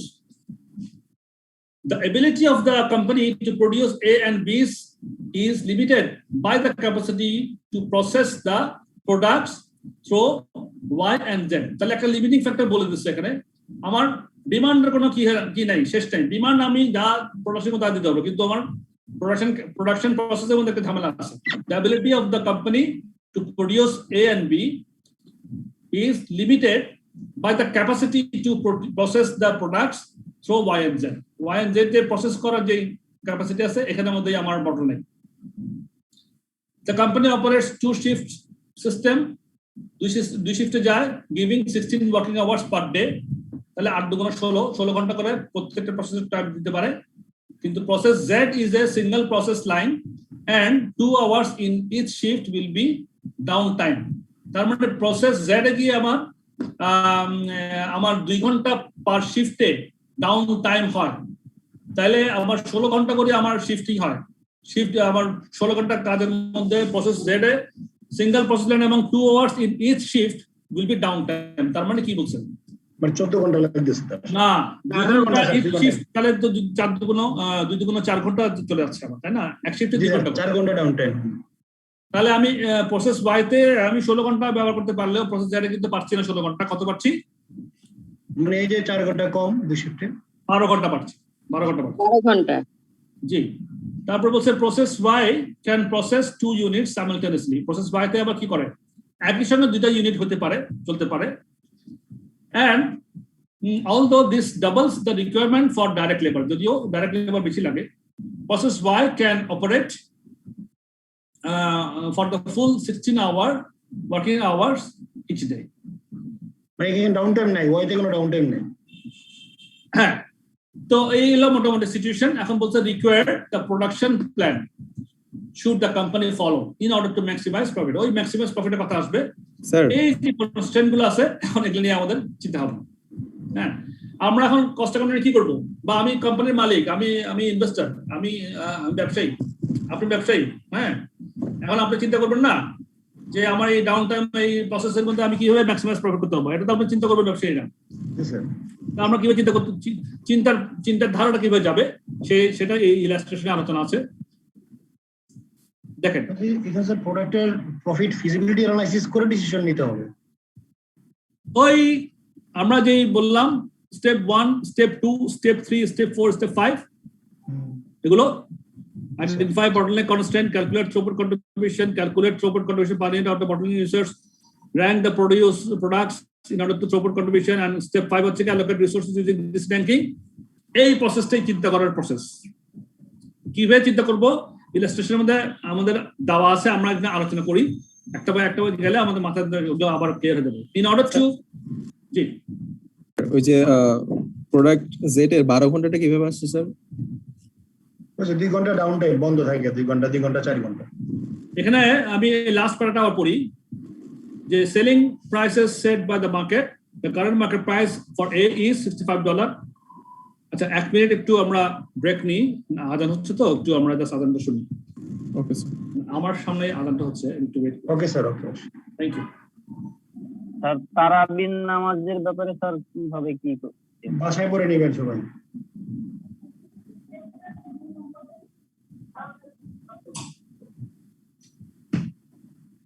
রোজা ভাই স্যার কিন্তু সবাইকে 1 মিনিট বিরতি দিয়েছে, প্লিজ স্যারকে একটু অনার করি স্যার। ভাই স্যার 1 মিনিট বিরতি দিয়েছে, সবাই একটু স্যারকে সম্মান করি, একটু চুপ থাকি, স্যারকে আবার বলি।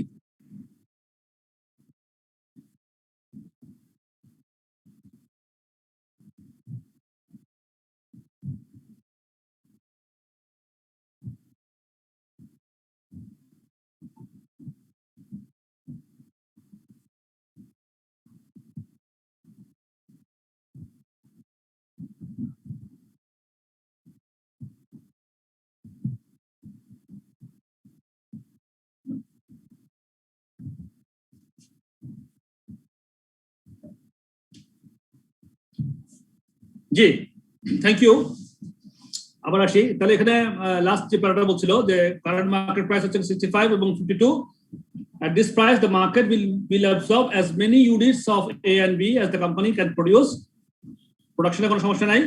Ability of the company to produce A and B is limited by the capacity to process the products through Y and Z.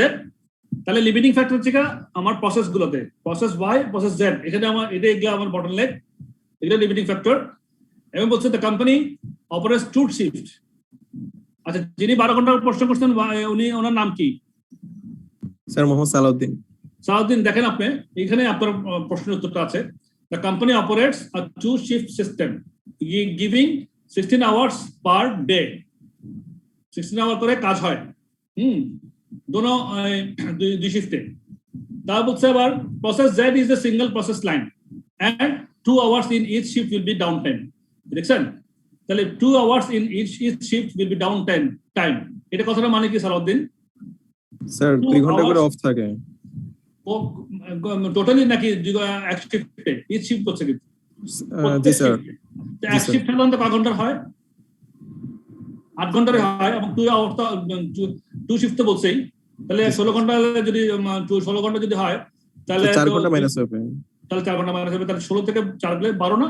G sir, বুঝতে পারছি। এই জন্যই 12 ঘন্টা। তো এটা সলিউশনটা কিভাবে হবে আমরা দেখি। In order to find the profit maximizing solution in any problem, the constraints which prevent the profit from being infinite must be identified. যেটা আমাদের স্টেপ 1 করতে হবে। The greater the number of constraints, the more difficult the problem is to solve. In the simplest case, where there is only one binding constraint, the profit maximizing solution is found by maximizing the contribution per unit of the scarce resource. That is binding constraint. ওই যে আমরা কনস্ট্যান্টটা বের করে যেটা বের করলাম সেটা আমার বের করতে হবে। Linear programming may be used to solve the problem where more than one constraint is binding for some but not all feasible solutions. এগুলো আমরা আলোচনার ক্ষেত্রে কথাগুলো বলছে, মূল কথা একটু পরে আসবে আমাদের। Where the number of product is limited to 2 and such constraints are relatively few in number, the problem can easily be expressed graphically to reveal the profit maximizing solution, and or the problem can be expressed in the form of a set of simultaneous equations. As the number of potentially binding constraints increases, the use of a computer becomes the only feasible way to solve the necessary number of simultaneous equations. এগুলো হচ্ছে আলোচনার ক্ষেত্রে এই দুটো প্যারা ওরা লিখছে, আমিও পড়ে দিলাম সো দ্যাট আপনারা আমাদের মাথাটা কাজ করুক। In this question, এখন আসল জায়গায়, the only constraint is the company's ability to process the product. আমাদের এই problem, total daily processing time for processes Y and Z are maximum process time Y হচ্ছে কত? 2 into 16 hour into 60 minutes. আচ্ছা, মিনিটে convert করছি sir, মিনিটে convert করছে 60 মিনিটে করে আনছে। হ্যাঁ, তো টোটাল 1920 মিনিট ওয়াই প্রসেস আর জেড প্রসেস 16 ঘন্টা। স্যার প্রসেস Y তে স্যার 2 জিনিসটা কি স্যার? হ্যাঁ, সেটা দেখছি। পার শিফটে তাহলে স্যার 16 ঘন্টা করে মনে হয়, 16 ঘন্টা করে তো স্যার দুইটা শিফট একসাথে চলে বলছে না, সেজন্য মনে হয় 2 আসছে। স্যার ডাবল প্রসেস, জেড হলো সিঙ্গেল প্রসেস, ওয়াই তো ডাবল প্রসেস। ইউনিট বলা আছে এইজন্য হয়তো আসছে। স্যার ওয়াইতে তো দুইটা প্রসেসই সমানভাবে চলে, এখানে দুইটা প্রোডাক্ট স্যার সাইমultaneously প্রসেস করে process Y can process 2 units simultaneously. The ability of the company produce A and B limited to capacity process Y and Z. The company operates 2 shifts. Process Z is a single process line, and 2 hours in each shift will be downtime. Process Y can process 2 units simultaneously. Sir সেজন্য 2 আসছে তাহলে 2 units একসঙ্গে process ওয়াইতে করতে থাকে, সুতরাং ওই জন্য আমার 2টা চলে আসছে এখানে। সো আমার টাইমটা কত, হাইয়েস্ট টাইম কত পাচ্ছি, 2 ইউনিটস করে পাচ্ছি। 16 আওয়ার করে করবে, 60 মিনিটস করবে, তাহলে 1920 মিনিট আমি প্রসেস ওয়াইতে টাইম, প্রসেস টাইমটা পাচ্ছি। আর প্রসেস জেড এ কি কত টাইম পাচ্ছি, 12 ঘন্টা পাচ্ছি 60 মিনিট করে, যেহেতু সিঙ্গেল ইউনিট যায়। প্রসেস জেড এ কি বলছে, যেখানে process Z is a single process line, আর এখানে and 2 hours in a shift will be downtime, এটা প্রসেস জেড এ। তাহলে single process line, single process হবে 12 ওয়ার 60 মিনিট করে, ওই 720 মিনিট। তাহলে এটা একটু পর্যন্ত পর্যন্ত না, প্রসেস আমার ম্যাক্সিমাম কত পাইলাম সেটা আমরা হিসাবটা করলাম, তাই না? বুঝছি স্যার। তাহলে এবার আসেন, so the maximum number that could be produced of each of the product.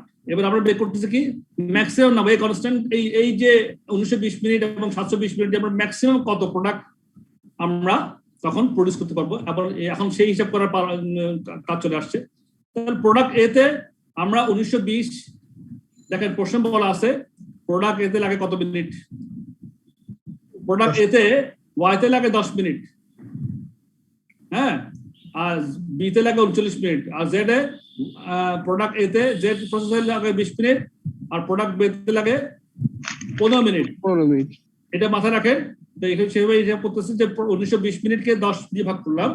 আমাদের প্রশ্ন আছে 10 মিনিট করে প্রসেস ওয়াই তে লাগে প্রোডাক্ট এ তে, তাহলে 1920 কে 10 দিয়ে ভাগ করলে 192। প্রোডাক্ট বি ও করলাম 1920 কে 39 দিয়ে ভাগ করলাম, 39 মিনিট লাগে, 49.23 মিনিট, সরি ইউনিট হবে এটা, ইউনিট ম্যাক্সিমাম। আর 720 জেড এ গিয়ে 720 মিনিট থাকে, 720 মিনিটকে দিয়ে 20 মিনিট দিয়ে জেড এ ভাগ করলে 34টা ইউনিট, আর এখানে 48টা ইউনিট, 720 ভাগ 15, 48। তাহলে আমরা হিসাব করলাম কি আমার লিমিটিং টাইম ফ্যাক্টরের মধ্যে আমি ম্যাক্সিমাম কত প্রোডাকশন করতে পারি সেটা একটা আগে হিসাব করে দেখলাম যে আমি কোন দিকে বেশি প্রোডাকশন করবো সেই জন্যই। In the case of both products, the maximum number of units which can be produced in process Y exceeds the number that can be produced in process Z. Process Y তে দেখেন both cases এ 192, 49, এখানে দুইটাই কিন্তু process Z থেকে বেশি। Process Y exceeds the number that can be produced in process Z. The problem therefore becomes one of deciding how to allocate the scarce production capacity of process Z in such a way as to maximize profit. এখন কথা হচ্ছে আমার constant তাহলে এখন Z এসে গেছে, কারণ আমার এখানে আমি যদি এই প্রসেস Z এর 36টা বেশি করতে পারতাম তাহলে করতাম, যেহেতু আমার প্রসেস Y তে কোনো সমস্যা নেই, কিন্তু আমি 36টা বেশি করতে পারতেছি না বা 48টা বেশি করতে পারতেছি না। সুতরাং আমার প্রবলেম therefore কি হলো, becomes one of the deciding how to allocate the scarce production capacity of process Z in such a way as to maximize profit. একটু পর্যন্ত কোনো সমস্যা আছে কারো বুঝতে এই কথাটা? লাস্টের কথাটার মানে কি, যে নিচে যে বললো S2, এই যে দেখেন the problem therefore because আমাদের process Y তে 192, 49, হ্যাঁ, আর Z এ 36, 48। তাহলে in both the cases আমার প্রসেস ওয়াইটা কিন্তু কোনো সমস্যা দেখতে পাচ্ছি না, আমরা বাইন্ডিং কনস্ট্যান্ট নাই এখানে, হ্যাঁ। Process Y exceeds the number that can be produced in process Z, maximum আমি প্রসেস ওয়াই তে বেশি করতে পারি, কিন্তু জেড এ গিয়ে thus capacity of process Y is not a binding constant, আমাকে আটকে ফেলতেছে না প্রসেস ওয়াই তে, আমি আটকাচ্ছি না, আমি আটকাচ্ছি গিয়ে কোথায়, প্রসেস জেড এ গিয়ে আটকাচ্ছি। তো প্রসেস জেড এ কি হচ্ছে এই যে তাহলে আমি এখন যেহেতু আমি এখন কনস্ট্যান্ট আমার যেটা আছে আমি কিন্তু বের করে ফেলছি, আমার প্রসেস জেডটা হচ্ছে আমার সমস্যার জায়গা, হ্যাঁ।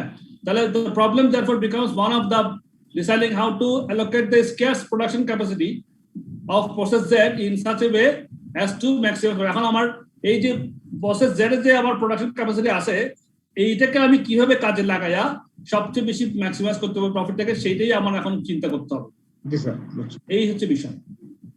আমরা কিন্তু এতক্ষণ হিসাব করে এই মিনিট হিসাব করলাম, এই তারপরে প্রোডাকশন প্রসেসে কোনটা কত করে এটা হিসাব করলাম, করার পরে শেষে আমি দেখতেছি আসলে ঝামেলাটা কোন জায়গায়, কোথায় আমি আটকাচ্ছি, তাহলে কোনটা আমার জানা বাইন্ডিং কনস্ট্রেইন। আমার বাইন্ডিং কনস্ট্রেইন হচ্ছে এক্ষেত্রে জেড। কেন জেড? কারণ এখানেই সবচেয়ে বেশি আমার সবচেয়ে কম প্রোডাকশন হয়, বাইন্ডিং কনস্ট্রেইন হিসেবে জেডই আমার সবচেয়ে কম প্রোডাকশন হয়। তার মানে জেড প্রসেসটাকে আমি চিন্তা করতে হবে যে আমি কোন প্রোডাক্টটা বেশি করবো, কোন প্রোডাক্ট কম করবো, তাতে আমার প্রফিটটা বেশি হয়। ক্লিয়ার একটু পর্যন্ত কথাগুলো? জি স্যার। আচ্ছা জি স্যার। তাহলে আমরা করে পেলাম জেড স্যার, তাই না? জি জি, প্রবলেমেটিক জায়গাটা ডায়াগনোসিস করলাম আমরা, সেটা হলো জেড। যেটা আমরা জেড অ্যানালাইজ করলাম।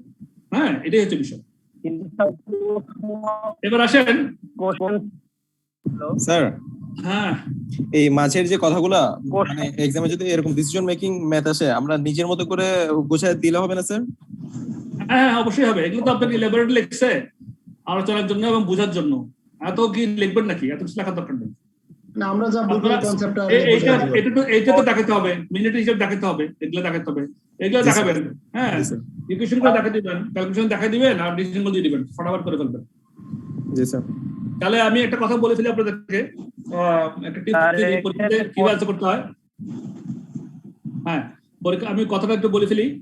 পরীক্ষাতে আমাদের আইসিবিতে আমরা চেষ্টা করি আমরা দেখার জন্য যে একটা এক্সামিনি আমার যে পরীক্ষার্থী যিনি পরীক্ষা দিচ্ছেন উনি কতটুকু প্রফেশনাল অ্যাটিটিউড দিয়ে অ্যান্সারটা করলেন, উনি কি বেশি লিখলেন না কম লিখলেন, ওইটা কিন্তু আমরা দেখি না। আমরা দেখবো উনি কি প্রফেশনালি লিখতে পারছেন কিনা, উনি কি জিনিসটা বুঝেন কিনা, উনি আপনি জিনিসটা বুঝেন কিনা, সেটাই আমি বোঝার চেষ্টা করবো আপনার এক্সামে। হ্যাঁ, আপনি বেশি লিখলে যে আপনাকে বেশি নাম্বার দিতে হবে, এটা কখনোই না। This is professional exam. হ্যাঁ, এখানে আননেসেসারি কথা লিখবেন না কখনো। যেটা দরকার সেটা লিখবেন, খুব কনসিয়াস করে লিখবেন, যেখানে নোট দেওয়া সেখানে নোট দিয়ে দেবেন, সো দ্যাট আপনার আন্ডারস্ট্যান্ডিং কোনো, আপনাকে চেষ্টা করতে হবে যে আপনি যে আনসারটা করছেন সেটা যেন আমি বুঝতে পারি, এক্সামিনার হিসেবে আমি যেন বুঝতে পারি যে আপনি রিয়েলি বিষয়টা জানেন, সেটা আমাকে বোঝানোর স্টাইল দিয়ে আপনি ওই স্টাইলে লিখবেন। আননেসেসারি বেশি লেখার কোনোই দরকার নেই। তা আমার একটা প্রশ্ন ছিল স্যার। বলেন স্যার। এই ইলাস্ট্রেশনে কোশ্চেনটা রিকোয়ারমেন্টটা ছিল যে কোম্পানির প্ল্যানটা ফলো করা উচিত। তো এখানে স্যার আসলে প্রোডাকশন প্ল্যানটা আসলে যেটা আচ্ছা, আমরা তো এখনো সলিউশন শেষ করিনি, এটা আমরা পুরো ডিসকাশন শেষ করলে মনে হয় আপনার প্রশ্ন উত্তর আপনি পেয়ে যাবেন। শেষ করি পুরোটা, তাহলে দেখবেন যে আপনার প্রশ্ন উত্তর পেয়ে গেছেন। আমরা একটু আগাই। হ্যাঁ আগাই। তো আমরা তাহলে এখন বের করে ফেললাম আমাদের প্রবলেমটা কোন জায়গায়। আমাদের প্রবলেম হচ্ছে জেড এ। এখন দেখেন ট্র্যাডিশনাল অ্যাপ্রোচে আমরা কি করি, এখানে দুইটা অ্যাপ্রোচে এখন এটা দেখাচ্ছে। একটা হচ্ছে traditional approach, maximising the contribution per unit in process Z. এটা কন্ট্রিবিউশন মার্জিন হিসেবে যে হিসাবটা করতাম আমরা, মার্জিনাল কস্টিং যেটা করে আসছি সেই হিসেবে একটা দেখাচ্ছে। একটা দেখাচ্ছে থ্রুপুট অ্যাপ্রোচে দেখাচ্ছে maximising throughput per minute in bottleneck resource Z. এটা হচ্ছে maximising contribution per unit per minute in process Z. এটা হচ্ছে maximising throughput per minute in bottleneck resource Z. কোনটাতে কি আছে আমরা দেখি। মার্জিনাল কস্টিং অনুযায়ী আমার এখানে ভ্যারিয়েবল কস্ট কি, আপনার প্রশ্ন কি আছে ইলাস্ট্রেশন দেখেন। Direct material, direct labour, variable overhead. তাহলে কয় টাকা, এতে কত টাকা? এতে 20 টাকা আর ওইটা হলো 28 টাকা। মনে রাখেন কথা। হ্যাঁ, 20 টাকা আর 28 টাকা। তাহলে আমরা কন্ট্রিবিউশন মার্জিন অ্যাপ্রোচ যাই ট্র্যাডিশনাল অ্যাপ্রোচে, সেখানে কি করতাম, কন্ট্রিবিউশন অফ এ হতো তখন 65 সেলিং প্রাইস বিয়োগ 20 টাকা ভ্যারিয়েবল কস্ট, তাহলে কন্ট্রিবিউশন পার ইউনিট $45। বি তে 55 সেলিং প্রাইস বিয়োগ 28 টাকা ভ্যারিয়েবল কস্ট সমান $24। Contribution of A per minute তখন হিসাব করতাম জেড সমান 45 ডিভাইডেড বাই 20, কারণ 20 মিনিট লাগে। তাহলে আমার জেড এ প্রশ্নে আসতে না 20 মিনিট লাগে জেড প্রসেসে। প্রোডাক্ট এতে এই দেখেন, প্রোডাক্ট এতে লাগে জেড এ 20 মিনিট, 20 মিনিট লাগে 15 মিনিট। তাহলে কি দাঁড়ালো contribution of A per minute in process J $45 contribution যেটা বের করি সেটা ভাগ 20 মিনিট, তাহলে পার মিনিটে আমার 2 টাকা 25 পয়সা আর্ন করতে পারি। আর বি তে $24 কন্ট্রিবিউশন ডিভাইডেড বাই 15 মিনিট করে লাগে, তাহলে 1 মিনিটে লাগে পাই আমি 1 টাকা 60 পয়সা। A is better than B. তাহলে the profit maximizing solution is therefore to produce the maximum possible number of units A 36 and giving contribution of 45 into 36 in 1620 ওই যে 36 সবচেয়ে বেশি করি, হ্যাঁ ম্যাক্সিমাম কন্ট্রিবিউশন ওখানে আমার আনার জন্য আমি সেটা চিন্তা করছি। এটা হচ্ছে আমার traditional approach. Marginal costing approach যেটা আমরা শিখছি, মার্জিনাল কস্টিং অ্যাপ্রোচ যদি আমি করি তাহলে আমরা এইটা স্যার একটা পার মিনিট যে কন্ট্রিবিউশনটা আছে যে 2 টাকা আর 1 টাকা 60 পয়সা ওইখান থেকে আমরা ডিসিশন নিতে পারি না? ওখান থেকে না আপনাকে টোটাল একটা কন্ট্রিবিউশন কত আসছে আপনি দেখতে হবে না, ডিসিশন নিতে পারি। আমরা র্যাঙ্কিং করলাম, র্যাঙ্কিং করার পরে আমার ক্যাপাসিটি কত আছে, আমার ডিমান্ড কোথায় আছে না আছে ওগুলো তো হিসাব করতে হবে। আমার তখন ফুললি ইউটিলাইজ করার জন্য কোনতে কত ডিমান্ড আনবো সেটা আমাকে দেখতে হবে। সেজন্য আমি আমাকে ওই প্রসেস লাস্ট স্টেপে যেতে হবে, তো স্টেপ 5 এ যেতে হবে তো। আচ্ছা এবার এটা গেল কন্ট্রিবিউশন মার্জিন অ্যাপ্রোচ, মানে আমার আগের ট্রেডিশনাল অ্যাপ্রোচে করতাম। কিন্তু থ্রুপুট অ্যাপ্রোচে কি করতে হবে, আমরা থ্রুপুট অ্যাপ্রোচে কি করছি, তখন থ্রুপুট অ্যাপ্রোচে আমরা 65 সেলিং প্রাইস বিয়োগ শুধু ম্যাটেরিয়াল কস্ট 10 টাকা বাদ দিছি, তাহলে আমার থ্রুপুট হচ্ছে থ্রুপুট কন্ট্রিবিউশন হচ্ছে কত 55 এর ক্ষেত্রে, বি এর ক্ষেত্রে 52 সেলিং প্রাইস বিয়োগ 10 টাকা ম্যাটেরিয়াল প্রাইস 42 পাচ্ছি। Throughput contribution of A per minute in process Z ওই $55 ভাগ 20 মিনিট পার প্রোডাক্ট পার লাগে 2 টাকা 75 পয়সা, এবং বি এর ক্ষেত্রে $42 ভাগ 15 মিনিট তাহলে 2 টাকা 80 পয়সা। তাহলে কে বেশি দিচ্ছে? B sir. কিন্তু বি বেশি দিচ্ছে। এখানে কে বেশি দিছিল? এখানে বি স্যার, বি। এখানে আগের ক্ষেত্রে কে দিছিল? আগে ছিল আগের ক্ষেত্রে দেখতে পাচ্ছি কন্ট্রিবিউশন মার্জিন অ্যাপ্রোচে গেলে দেখতে পাচ্ছি এ, আর এখন হচ্ছে বি। থ্রুপুট অ্যাপ্রোচে দেখতে পাচ্ছি আসলে বি। হ্যাঁ বি, দেখছেন? তাহলে আমাদের ডিসিশনে চেঞ্জ হয়ে যাচ্ছে না? জি sir. This is the thinking process. আমাদের বেসিক হচ্ছে থিংকিং প্রসেসটা মাথা মধ্যে আনা। দেখেন তাহলে থ্রুপুট অ্যাপ্রোচে যাই, তাহলে the profit maximising solution is therefore to produce the maximum number of units of B 40 44 48 giving a throughput contribution of 42 into 48 2016 টাকা। এখন বলতেছে it is clear that given the different solutions the two approaches cannot both lead to profit maximization. Which technique is correct depends on the variability of the or otherwise of labor and variable overheads, which in turn depends on the time horizon of the decision. এগুলা আমরা শুধু অ্যাপ্রোচটা শিখলাম, কিন্তু কোনটা যে best সেটা আপনাকে তো চিন্তা করতে হবে। which is the best solution? The two approaches cannot be both lead to profit maximization. Which technique is correct depends on key on the variability or otherwise of labor and variable overheads. অনেকগুলো factor এখানে কিন্তু আবার চলে আসবে। which in turn depends on the time horizon of the decision. কোন সময় decision নিচ্ছি আবার সেগুলোও আবার তার অনেকগুলো বিষয় আছে। বাট অ্যাপ্রোচ গুলো আমাদের চিন্তা করতে হবে, মনে রাখতে হবে, এবং সঠিক সিদ্ধান্ত নেওয়ার জন্য সঠিক জায়গাতে সঠিক স্থানে সঠিক জায়গাতে সঠিক সিদ্ধান্ত নেওয়ার জন্য আমাদের ওই ইচ্ছাটা থাকতে হবে। This type of profit maximization technique is a short term one. এটা আসলে সাধারণত শর্ট টার্ম ডিসিশন মেকিং এর জন্য এই ধরনের টেকনিক গুলো আমরা কাজে লাগাই। and in today's world labor is likely to be fixed in the short term, and so it can be argued that throughput accounting provides the more correct solution. আমাদেরকে এখন তো লেবারটা অনেক সময় ফিক্স দেখতে পাই আমরা, সুতরাং ওইটাকে আমরা মানে ভ্যারিয়েবিলিটি যদি আমরা যদি টোটালি ভ্যারিয়েবল মানে কম্পোনেন্ট হিসেবে আমরা ম্যাটেরিয়ালকে যদি ধরি, ফিক্সড ওভার যদি আমার ফিক্সড পোর্শনে যদি আমরা লেবারটাকেও নিয়ে আসি, এরকম যদি চিন্তায় চলে আসি বা এরকম যদি সিচুয়েশনে আমরা পড়ে যাই, যেটা আমাদের বর্তমান জীবনে আমরা দেখতে পাচ্ছি, সেটাই বলছে this type of profit maximization technique is a short term one, and in today's world labor is likely to be fixed in the short term, and so it can be argued that throughput accounting provides the more correct solution. Variable overheads would need to be analyzed to assess their variability. Variable overhead গুলো কতটুক variable এটাকে need to B analysed, এটাকে analysis করতে হবে, করে করে আপনাকে সিদ্ধান্ত নিতে হবে। ইন্টারেস্টিং না বিষয়গুলো, মোর প্র্যাকটিক্যাল, কেমন বিষয়টা কেমন মনে হলো আপনার কাছে? জি স্যার। জি স্যার ভালো। স্যার আমাদের কি ট্র্যাডিশনাল অ্যাজ ওয়েল অ্যাজ এই প্রসেস দুইটা সিস্টেম অ্যানালাইসিস করে দেখাতে হবে? নো, পরীক্ষাতে? জি স্যার, পরীক্ষাতে পরীক্ষাতে ওরকম না। পরীক্ষাটা হয়তো বলতে পারে যে কম্পেয়ার করে দেন আপনি মানে traditional system marginal costing system যদি করেন এবং করলে পার্থক্যটা কি হয়, যদি এরকম বলতে পারে যে পার্থক্যটা কি হয়, একটু দেখা দিলেন, মার্কসের উপর ডিপেন্ড করে না? হ্যাঁ, আপনাকে আপনি হিসাব করতে যা বলবে তা বলে দিবেন আর কি। আপনি যদি সমস্ত অ্যাপ্রোচগুলো সম্বন্ধে যদি আপনার ক্লিয়ার আইডিয়া থাকে, costing, marginal costing, throughput costing, তাহলে আপনি যে কস্টিং এ বলবেন না দেখাই দিবেন। জি স্যার, জি sir, okay got it, okay. Sir কোন কিছু না বললে কোনটা বলবো স্যার? অনেক কিছু বলবে, অবশ্যই না বলে হবে না। প্রশ্নের মধ্যে লুকানো থাকবে অনেক কিছু।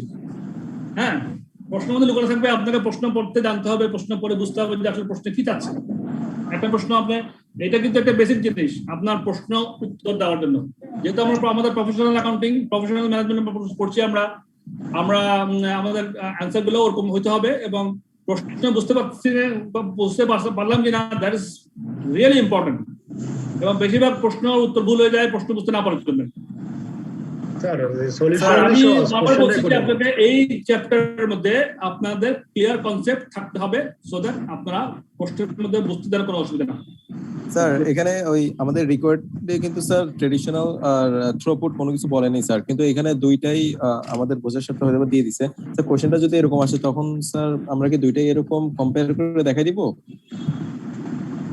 না, ওরকম কেন দেখাবেন কেন? আপনাকে যদি বলে কোশ্চেনটা এরকম করে ছেড়ে দেবেন, আপনাকে কোশ্চেন আপনাকে বলে দিবে হ্যাঁ যে আপনি কিভাবে করবেন, বুঝছেন? এটা এখানে আপনাকে, এখানে আমাদের প্রশ্ন কি বলছে স্যার? এখানে বলছে what production plan should the company follow in order to maximize profit? এই তো লজিক দেখাই দিলে একটা অ্যানালাইসিসের মাধ্যমে তাতে হয়ে যাবে কথা। কনসেপ্ট একটু এখানে যেহেতু এখানে আপনি থ্রুপুটে করতে হবে, কারণ জানেন এখানে আপনাকে বটলাইন গুলো সবগুলো বলে দিচ্ছে, কিন্তু এখানে কোথায় আটকাচ্ছেন সেটা বলে দিচ্ছে। হ্যাঁ, এই ক্ষেত্রে আপনারা অবশ্যই থ্রুপুট কস্টিং, থ্রুপুট অ্যাপ্রোচটা ইউজ করাটা আপনার জন্য বেটার ডিসিশন হবে। জি স্যার, বেটার ডিসিশন হবে। আপনার কাজ কি? রাইট ডিসিশন বের করা, তাই তো? জি স্যার। আচ্ছা, কস্ট অ্যাকাউন্টেন্ট আপনি যখন প্র্যাকটিস করবেন, কাজ করবেন, তখন আপনি সঠিক সিদ্ধান্ত নিতে হবে তো আপনাকে, নাকি? জি স্যার। তো আপনি তখন তাহলে আপনি এখন আপনার প্রশ্ন উত্তর দেন। আপনি এখানে অবশ্যই থ্রুপুট অ্যাকাউন্টিং এ করে দিয়ে দেখাবেন যে না এটাই করতে হবে, এটাই করতে হবে, আপনি মার্কস পেয়ে যাবেন। বুঝতে পারছেন? সাপোজ যদি অন্য একজন আমাদের ট্র্যাডিশনাল করে দেখায়, তাহলে আমি ওকে করবো কি আমরা যে আমারটাই বেটার, মানে আমাদের থ্রুপুটটাই বেটার, তাহলে এটা কি প্রমাণ করার কোনো ওয়ে আছে স্যার? না, আপনারা এত কমপ্লেক্স চিন্তা করতেছেন কেন? অত কমপ্লেক্স চিন্তা করতে কারণ নাই। আপনার মেইন হচ্ছে যে আপনি আগে অ্যাবজর্পশন কস্টিং, মার্জিনাল কস্টিং এবং থ্রুপুট কস্টিং আপনি সঠিকভাবে বুঝেন কিনা, জানেন কিনা। তারপর প্রশ্ন যখন উত্তর দিতে যাবেন তখন আপনি প্রশ্নের মধ্যে যদি হ্যাঁ আপনার প্রশ্নটা বলছে, আপনি যদি পরীক্ষা হলে গিয়ে আপনার কনফিউশন হচ্ছে, হ্যাঁ যে আপনি এটাকে কি করছেন, আপনি কিছু আপনি নোট দিবেন, একটা ছোট একটা যে কোনো একটা বিষয়ে কনফিউশন আপনি ছোট একটা নোট দিবেন যে আমি এইটা চিন্তা করে এটা লিখছি। Really works. আপনি যখন কোনো ছোট একটা নোট দিবেন কোনো একটা প্রশ্নের উত্তরের মধ্যে আমি এইভাবে চিন্তা করে এটা করছি, এটা কিন্তু আপনার প্রফেশনালিজম। তখন আপনার এক্সামিনার বুঝবেন হ্যাঁ আপনি কি বুঝে করছেন। Really works. স্যার একটা কথা অ্যাড করতে যাচ্ছিলাম।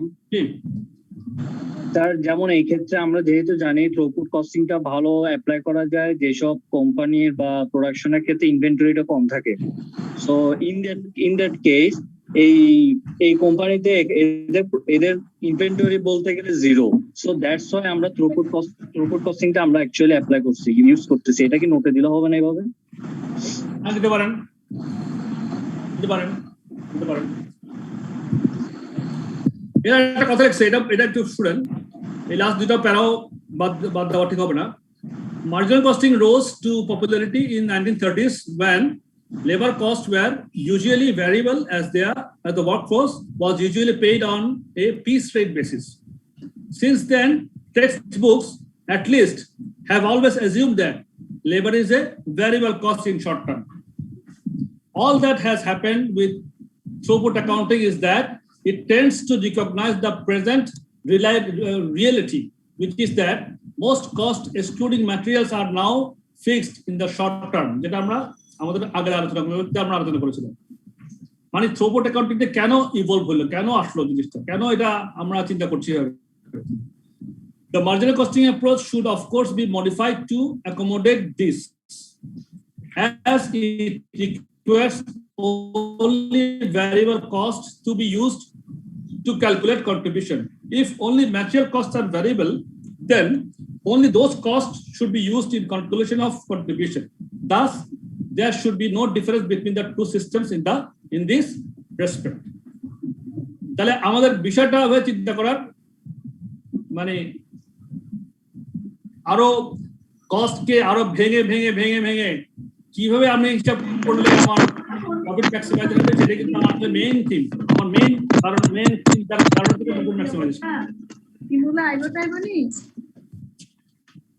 কেউ একজন কথা বলছেন, আপনি অফ করেন, আপনার ফ্যামিলির কথা শুনতে পাচ্ছি। স্যার ছোট একটা কোশ্চেন ছিল স্যার।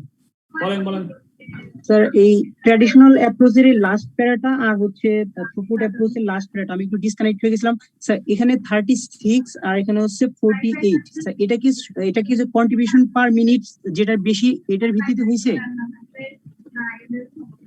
জি, এই যে এটা দাদা। জি স্যার।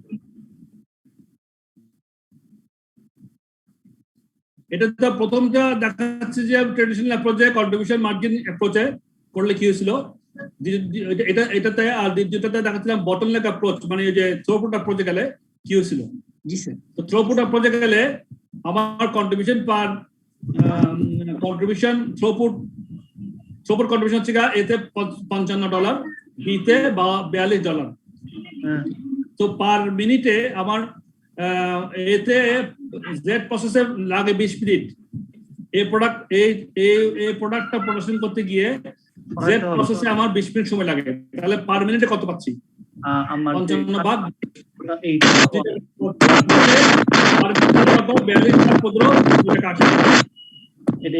42 বেস্ট কোনটা? বিতে আমার কত? 48 ইউনিটস ম্যাক্সিমাম প্রোডাকশন ক্যাপাসিটি। তাহলে বিটা আমি বেশি করব, তাহলে 48 কে আমি Ayesha Akhtar, please mute yourself. Ayesha Akhtar. Okay sir, got it, thank you sir. এটা তো আচ্ছা, তাহলে ওটা হচ্ছে আমাদের কন্ট্রিবিউশন পার ইউনিট যেটা বেশি হবে আমরা ওটার ভিত্তিতে নিব, রাইট? মাঝখানে বারটার দাম বেশি না। জি, কন্ট্রিবিউশন থ্রুপুট কন্ট্রিবিউশন বলেন, কন্ট্রিবিউশন বলেন না, বলেন থ্রুপুট কন্ট্রিবিউশন। থ্রুপুট বলে বুঝবেন শুধু ম্যাটেরিয়ালটা বাড়তেছে। জি স্যার, সবাই একটু মিউট করে দেন স্যার, শব্দ আসছে। কন্ট্রিবিউশনই বলবে, তাই না? জি। Okay sir, okay, thank you sir. এই ম্যাথটা ওই যে একটু আরেকবার বলবেন, এটা মানে কোশ্চেনের আলোকে এটা থ্রুপুট কেন করব? হ্যাঁ, আবার বলেন স্যার। আপনি বলেছিলেন যে এইটা হচ্ছে যে থ্রুপুটে করতে হবে, এটা বলে স্যার কয়েকটা কথা বলছিলেন স্যার। স্যার কথাগুলো একটু আরেকবার বলবেন স্যার। থ্রুপুটে করতে হবে কেন? থ্রুপুটে এখানে আমার থ্রুপুটে per minute contribution, throughput contribution সবচেয়ে বেশি দিতে, হ্যাঁ সবচেয়ে বেশি বিতে আমি 48 সবচেয়ে ম্যাক্সিমাইজ করতে ম্যাক্সিমাম করতে পারি। এই হিসেবে গিয়ে আমি যেহেতু 2.80 পার মিনিটে বি প্রোডাক্টে জেড প্রসেসে পার মিনিট সবচেয়ে বেশি, আমি এখানে করতে পারতেছি, কারণ এটাতে আমি যোগ দেবো, খুব করবো। সবাইকে একটু মিউট করে দেন স্যার। সবাইকে কাইন্ডলি স্যার একটু মিউট করেন স্যার। সম্ভবত আয়েশা আক্তার আপু কথা বলতেছে, তো সবাইকে স্যার একটু মিউট করে দেন।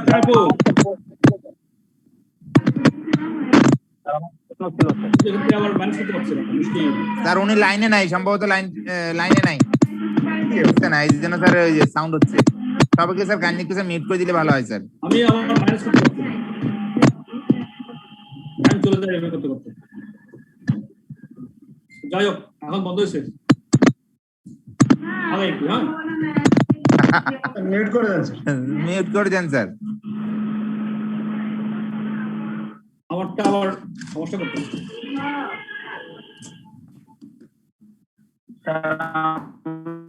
একটা প্রশ্ন ছিল স্যার। বলেন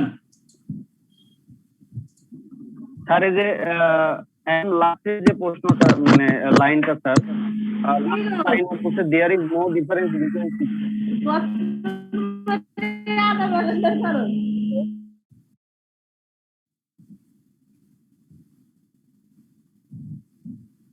আমি সবাইকে মিউট করে দিছি। স্যার আমার কোশ্চেনটা ছিল লাস্ট লাইনে যে there should no difference to system in this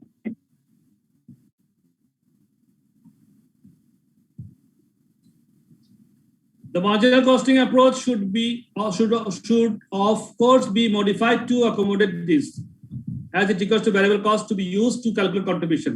If only material costs are variable, শুধুমাত্র variable material cost যদি দেখেন আপনারা, then only those costs should be used in calculation of contribution. আপনার কনফার্ম যে অন্যান্য কোনো ফিক্সড আর সবগুলোই টোটালি ভ্যারিয়েবল না, শুধুমাত্র ম্যাটেরিয়াল ছাড়া। সেজন্যই Das there should be no difference between the system in this respect. এটা একটা কনসেপচুয়াল কথা বলছেন, এটা কনসেপচুয়াল কথা in compared to contribution margin এবং থ্রুপুট কন্ট্রিবিউশন। কনসেপচুয়াল কথা যে আমি ভ্যারিয়েবল পার্ট কম্পোনেন্ট হিসেবে কাকে ধরছি, কন্ট্রিবিউশনে মার্জিনের মধ্যে ভ্যারিয়েবল পার্ট হিসেবে আমি ম্যাটেরিয়াল ধরছি, ডাইরেক্ট লেবার ধরছি, অন্যান্য ওভারহেড ধরছি, কিন্তু থ্রুপুট অ্যাপ্রোচে কিন্তু শুধুমাত্র ম্যাটেরিয়াল ধরছি, কনসেপচুয়াল করছি, ভ্যারিয়েবিলিটিকে ধরছি, সেজন্য কথা বলা হয়েছে। তারপরে আসেন তাহলে গোল্ড ক্লাসটার কথা আবার চলে আসছে যে উনি 1992 সালে এই প্রসেস ডিসক্রাইব করছিলেন। এই গোল্ড ক্লাসে Goldratt and Cox 1992 describe the process. আপনারা কি শুনতে পাচ্ছেন আমাকে? জি স্যার। জি sir. Goldratt and Cox describe the process of identifying and taking steps to remove the constraints that restrict output as the theory of constraints. এই যে আমরা যখন যা শিখলাম, যা জানলাম, ওইটাকে বলা হয় থিওরি অফ কনস্ট্রেন্টস। এটা গোল্ডরাট এর কথা আমরা আগেও পড়েছিলাম। উনি 1992 গোল্ডরাট এন্ড কক্স 1992 তে উনি এটা আইডেন্টিফাই করলেন এবং এই ধরনের কথা বলেছিলেন। ওই কথাগুলো আসছে এবং the process involves 5 steps: identify systems bottlenecks, decide how to exploit the bottlenecks. Number 3, subordinate everything else to the decision in step 2. সবগুলোকে step 2 এর নিচে সাবঅর্ডিনেট করে দেন। Number 4, elevate the system's bottlenecks. Number 5, if in the previous steps a bottleneck has been broken, go back to step 1. এই তার মোটামুটি theoretical কথা। এবং এরপর আসেন constraints on throughput. The idea of constraints is central to the throughput approach. Examples of constraints on either production or sales may include constraints এর মধ্যে কিছু এক্সাম্পলস এটা দিয়ে দিছে জাস্ট ফর আওয়ার ইনফরমেশন এবং আমাদের থিংকিং প্রসেসটাকে এনহ্যান্স করার জন্য। কি কি হতে পারে কনস্ট্রেন্ট প্রসেস? যেমন for example inadequately trained sales ফোর্সটা ট্রেন্ড না, যার ফলে আমার পুরো সেলস হচ্ছে না। আমার ডিমান্ড আছে কিন্তু আমি সেল করতে পারিনি। inadequately trained sales force এর কারণে কনস্ট্রেন্ট হতে পারে। poor reputation for meeting delivery dates, এটা একটা কনস্ট্রেন্ট হতে পারে। poor physical distribution system এর জন্য একটা কনস্ট্রেন্ট হতে পারে। unreliability of material supplies, delivery and or quality একটা কনস্ট্রেন্ট হতে পারে। inadequate production resources হতে পারে। inappropriate management accounting system হতে পারে, which cannot provide sufficient information to decision makers, এগুলা কনস্ট্রেন্ট হতে পারে। আচ্ছা, এবার আসেন থ্রুপুট অ্যাকাউন্টিং মেজার্স। আমরা যে থ্রুপুট করব এটাকে মাপ করে মানে এটাকে একটা পরিমাপ করার একটা কতটা রেশিও মতো আমরা করতে পারি, সেটা খুবই সিম্পল। যেমন various performance measures have been devised to help measure throughput. তিন ভাবে আমরা করি: return per factory hour, cost per factory hour, throughput accounting ratio. Return per factory ওটা কিভাবে করি? ওই যে থ্রুপুট কন্ট্রিবিউশন বের করছি আমরা divided by product time on the bottleneck resource. আমরা যে রিটার্ন পার ফ্যাক্টরি করছি এটা আমরা প্র্যাকটিসের মধ্যে একটু করছিলাম, ওই থেকে রেশিও করে বলতে পারি রিটার্ন পার ফ্যাক্টরি আওয়ারে কত থ্রুপুট কন্ট্রিবিউশন সেটাকে বের করে দেখা। থ্রুপুট কন্ট্রিবিউশন যা হবে ওটাকে product time on the bottleneck resource দিয়ে ভাগ করলে রিটার্ন পার ফ্যাক্টরি আওয়ার বের হলো। Cost per factory hour, total factory cost divided by total time on bottleneck resource, এটা আমার টোটাল কস্ট পার হলো। এবং এই দুটাকে যদি রেশিও করে দেখাই, যেমন রিটার্ন পার ফ্যাক্টরি আওয়ার এবং কস্ট পার ফ্যাক্টরি যদি রেশিও করে দেখাই, ওটা হচ্ছে থ্রুপুট অ্যাকাউন্টিং রেশিও। যেমন return per factory hour divided by cost per factory hour, যেটা বের হবে সেটা হচ্ছে আমার থ্রুপুট অ্যাকাউন্টিং রেশিও। তার মানে কি রিটার্ন আমার কত আসবে, যা cost per factory hour, cost per factory আওয়ারের অনুযায়ী রিটার্নটা কত আসবে সেটাকে রেশিও হিসেবে যখন দেখাবো, এটাকে বলে থ্রুপুট অ্যাকাউন্টিং রেশিও। কেমন? It's very easy, nothing difficult. যেমন মনে করেন এখানে প্রিভিয়াস এক্সাম্পল যদি যাই, আপনার এক্সাম্পল 2,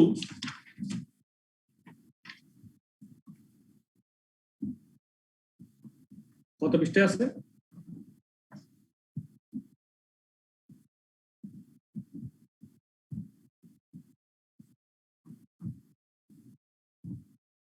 So 96. যেমন 1 হয়ে গেল। এক্সাম্পল 2, এক্সাম্পল 2 স্যার করলাম তো আমরা। জি, এখন এক্সাম্পল 2 তে এসে আপনি যদি এই যে আমাদের যে রেশিও গুলো আছে, এই যে একটু আগে রেশিও যেগুলো বললাম, কি রেশিও বললাম বলেন তো, আপনাদের বই থেকে বলেন। ওই যে return per factory hour, cost per factory hour আর থ্রুপুট অ্যাকাউন্টিং রেশিও। জি, return per factory hour, cost per factory hour এবং থ্রুপুট অ্যাকাউন্টিং রেশিও, এগুলো কিন্তু রেশিও আকারে চাইতে পারে। তাহলে এখন রিটার্ন পার ফ্যাক্টরি আওয়ার কত, throughput contribution, return per factory hour সমান throughput contribution divided by products time bottleneck. 2.5 টাকা 1.5 টাকা ছিল সেটা। তাহলে আমার রিটার্ন থ্রুপুট পার ইউনিট কত ছিল এক্স এর ক্ষেত্রে?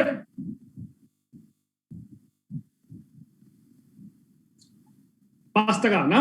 15 বিয়োগ 10, 5 টাকা না? জি স্যার, 5 টাকা ছিল। Return per factory hour ratio হচ্ছে রিটার্ন পার ফ্যাক্টরি আওয়ার মানে throughput per unit divided by bottleneck hours per unit.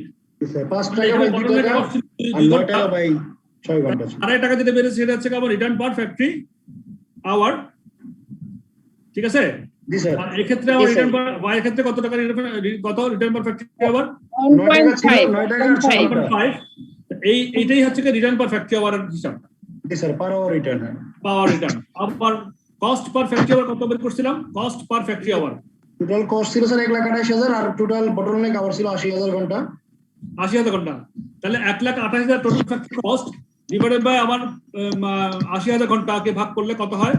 1.6 হচ্ছে। তাহলে যেটা পেলাম এটা হচ্ছে কস্ট পার ফ্যাক্টরি আওয়ার। তাহলে রিটার্ন পার ফ্যাক্টরি আওয়ার বের করতে পারছি, কস্ট পার ফ্যাক্টরি আওয়ার বের করতে পারছি। এবার আমাকে যদি বলে যে থ্রুপুট অ্যাকাউন্টিং রেশিও বের করে দেন, থ্রুপুট যদি বলে প্রশ্নে বলবে এরকম যে থ্রুপুট অ্যাকাউন্টিং রেশিওটা বের করে দিও, তাহলে তখন বুঝতে হবে যে আমাকে চাচ্ছে যে রিটার্ন পার ফ্যাক্টরি আওয়ারের সঙ্গে কস্ট পার ফ্যাক্টরি আওয়ারের যে রেশিওটা সেটা চাচ্ছে। হ্যাঁ, তাহলে থ্রুপুট অ্যাকাউন্টিং রেশিও বের করেন। রিটার্ন পার ফ্যাক্টরি আওয়ার 2.5 টাকা ডিভাইডেড 1.6 ডিভাইডেড বাই 1.6 কত হয় এর ক্ষেত্রে? 1.56। হ্যাঁ, 1.56, 2.5 টাকা ভাগ 1 টাকা 7 পয়সা। আর প্রোডাক্ট বি এর ক্ষেত্রে কত হয়? 1.5 টাকা বাই 1.6 0.94 আসে। 1 টাকা ভাগ 1 টাকা 80 পয়সা। হ্যাঁ, then the product A is more consistent than B. তাহলে কি হলো? প্রোডাক্ট এ তে আমরা হায়ার থ্রুপুট অ্যাকাউন্টিং রেশিও পাচ্ছি। জি স্যার। তার মানে কি বুঝতেছি? Return per factory hour product A তে বেশি, প্রফিটেবল বেশি। এটা আমরা অ্যাকাউন্টিং রেশিওর মাধ্যমে, থ্রুপুট অ্যাকাউন্টিং রেশিওর মধ্যে আমরা বের করে দেখাতে পারবো। স্যার জি বলেন। Sir return per factory hour এটা একটু আরেকবার বলবেন sir. Return per factory hour, return per factory hour হচ্ছে গিয়ে থ্রুপুট কন্ট্রিবিউশন। আপনারা পেজ 101 এ দেখেন, ওখানে বলা আছে। পেজ 101 এ চলে আসেন। জি স্যার, আসছি স্যার। ওখানে দেখেন উপরে লেখা throughput accounting measures, various performance measures দেওয়া আছে। রিটার্ন পার ফ্যাক্টরি আওয়ার সমান থ্রুপুট কন্ট্রিবিউশন ডিভাইডেড বাই কি products time on the bottleneck resource. G sir. তাহলে থ্রুপুট কন্ট্রিবিউশন এখানে যেটা ছিল 2.5 টাকা, হ্যাঁ, ডিভাইডেড বাই কত? কি বলে আপনার 5 টাকা ভাগ 2 টাকা, 2.5 টাকা 2 ঘন্টা, 5 টাকা বাই 2 ঘন্টা। আর 9 টাকা ভাগ 6 টাকা, 1.5 টাকা। তাহলে ওটা আমার রিটার্ন পার ফ্যাক্টরি আওয়ার। জি স্যার। তারপরে কস্ট পার ফ্যাক্টরি আওয়ারটা বলেন। Total cost by total bottleneck hour bottleneck resource. তাহলে টোটাল ফ্যাক্টরি কস্ট হচ্ছে এখানে 1,28,000 টাকা টোটাল ফ্যাক্টরি কস্ট। বটলনেক রিসোর্সের মধ্যে কত ঘন্টা? 80,000 ঘন্টা। ভাগ করলে পার ঘন্টায় কত? 1 টাকা 60 পয়সা। এটা হচ্ছে কস্ট পার ফ্যাক্টরি আওয়ার। আর থ্রুপুট অ্যাকাউন্টিং রেশিও ওই যে রিটার্ন পার ফ্যাক্টরি আওয়ার 1 টাকা 60 যেটা বের করছি 2.5 টাকা ভাগ 1 টাকা 60 পয়সা এক্স এর ক্ষেত্রে, সরি প্রোডাক্ট এ এর ক্ষেত্রে অথবা এক্স এর ক্ষেত্রে বলেন, হ্যাঁ। আর প্রোডাক্ট ওয়াই এর ক্ষেত্রে তাই একই রকম, ওই 1.5 টাকা ভাগ 1 টাকা 60 পয়সা। তাহলে এর ক্ষেত্রে হয় কত? হ্যাঁ, তাহলে দেখা যাচ্ছে যে এর ক্ষেত্রে 1 টাকা 56 পয়সা, বি এর ক্ষেত্রে 1 টাকা, সরি বি এর ক্ষেত্রে কত ছিল? 0.94, একের চেয়ে কম 0.94। তাহলে এটা বেশি। হ্যাঁ, তাহলে থ্রুপুট অ্যাকাউন্টিং রেশিওতে A has the higher throughput accounting ratio and thus, এবং এর জন্য ওটাকে প্রায়োরিটি দিতে হবে।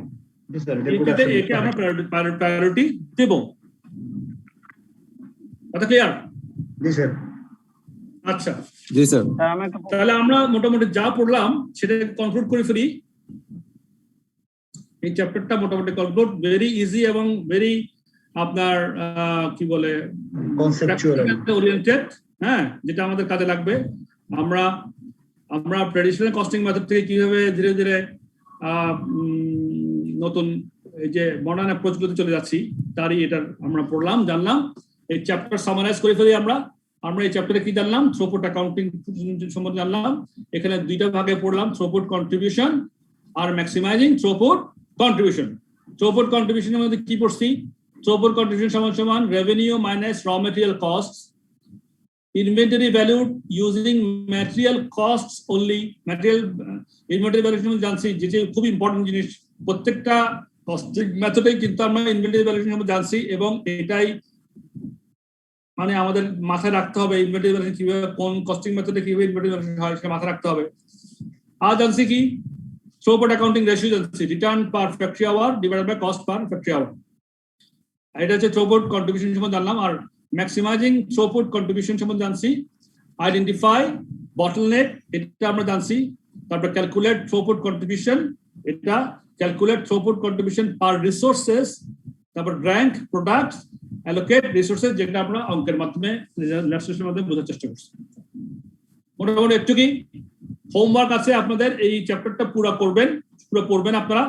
পরে এখানে যে প্র্যাকটিক্যাল কোশ্চেন গুলো আছে এগুলা নিজেরা সলভ করবেন। এখানে আমি কনসেপ্ট দিয়েছি, না বোঝার কিছু নাই।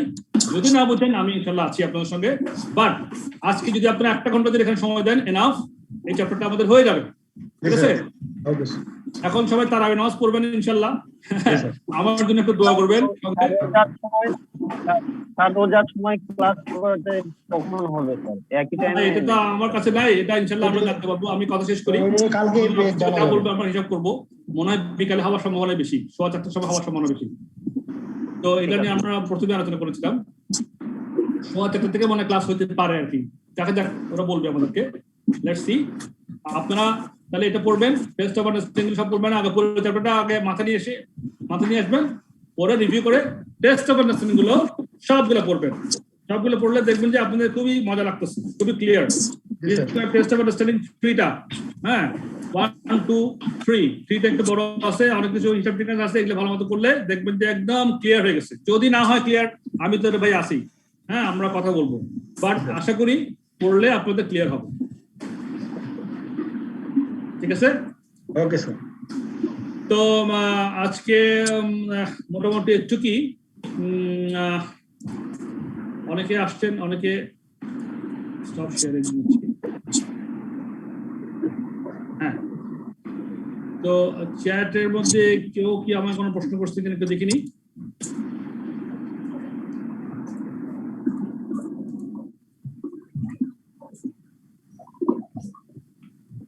কামরুল হাসান লিখছেন আগামীকাল থেকে রমজান উপলক্ষে নতুন শিডিউল হবে ক্লাসের। আমার মনে হয় আজ তারাবির নামাজের জন্য একটু আগে ক্লাসটা শেষ করা উচিত, যদি কারো সমস্যা না থাকে। এটা তো আর থাকলো না, কাজ শেষ হয়ে গেছে আমাদের। আর কেউ চ্যাট দিচ্ছেন কিনা? Sheikh sir pray for us. Of course আমি আপনার জন্য সবসময় দোয়া করি, আমার জন্য আপনারা দোয়া করবেন। শেখ মজিদুল ইসলাম আপনি দোয়া করবেন আমার জন্য, সবাই সবার জন্য দোয়া করবেন। রমজান মাস বরকতের মাস, রহমতের মাস। রমজান মুবারক sir and my dear classmates. Azizul Fayaz সবাইকে জানাইছে, thank you Azizul. and from MD to everyone, okay, sir. আচ্ছা, আর কমেন্টটা পড়লাম। তো এইটুকুই মোটামুটি। ইনশাআল্লাহ তারা সবাই ভালো থাকেন, আমার জন্য দোয়া করবেন। হ্যাঁ, প্লিজ পে ফর মি, আর আপনারা সবাই ইনশাআল্লাহ রমজান মাসটা কাটাতে পারেন, আমার সঙ্গে এগিয়ে যাবেন ইনশাআল্লাহ। আসসালামু আলাইকুম স্যার। থ্যাংক ইউ, ক্লোজ করছি। আসসালামু আলাইকুম। ওয়ালাইকুম স্যার। ওয়ালাইকুম আসসালাম।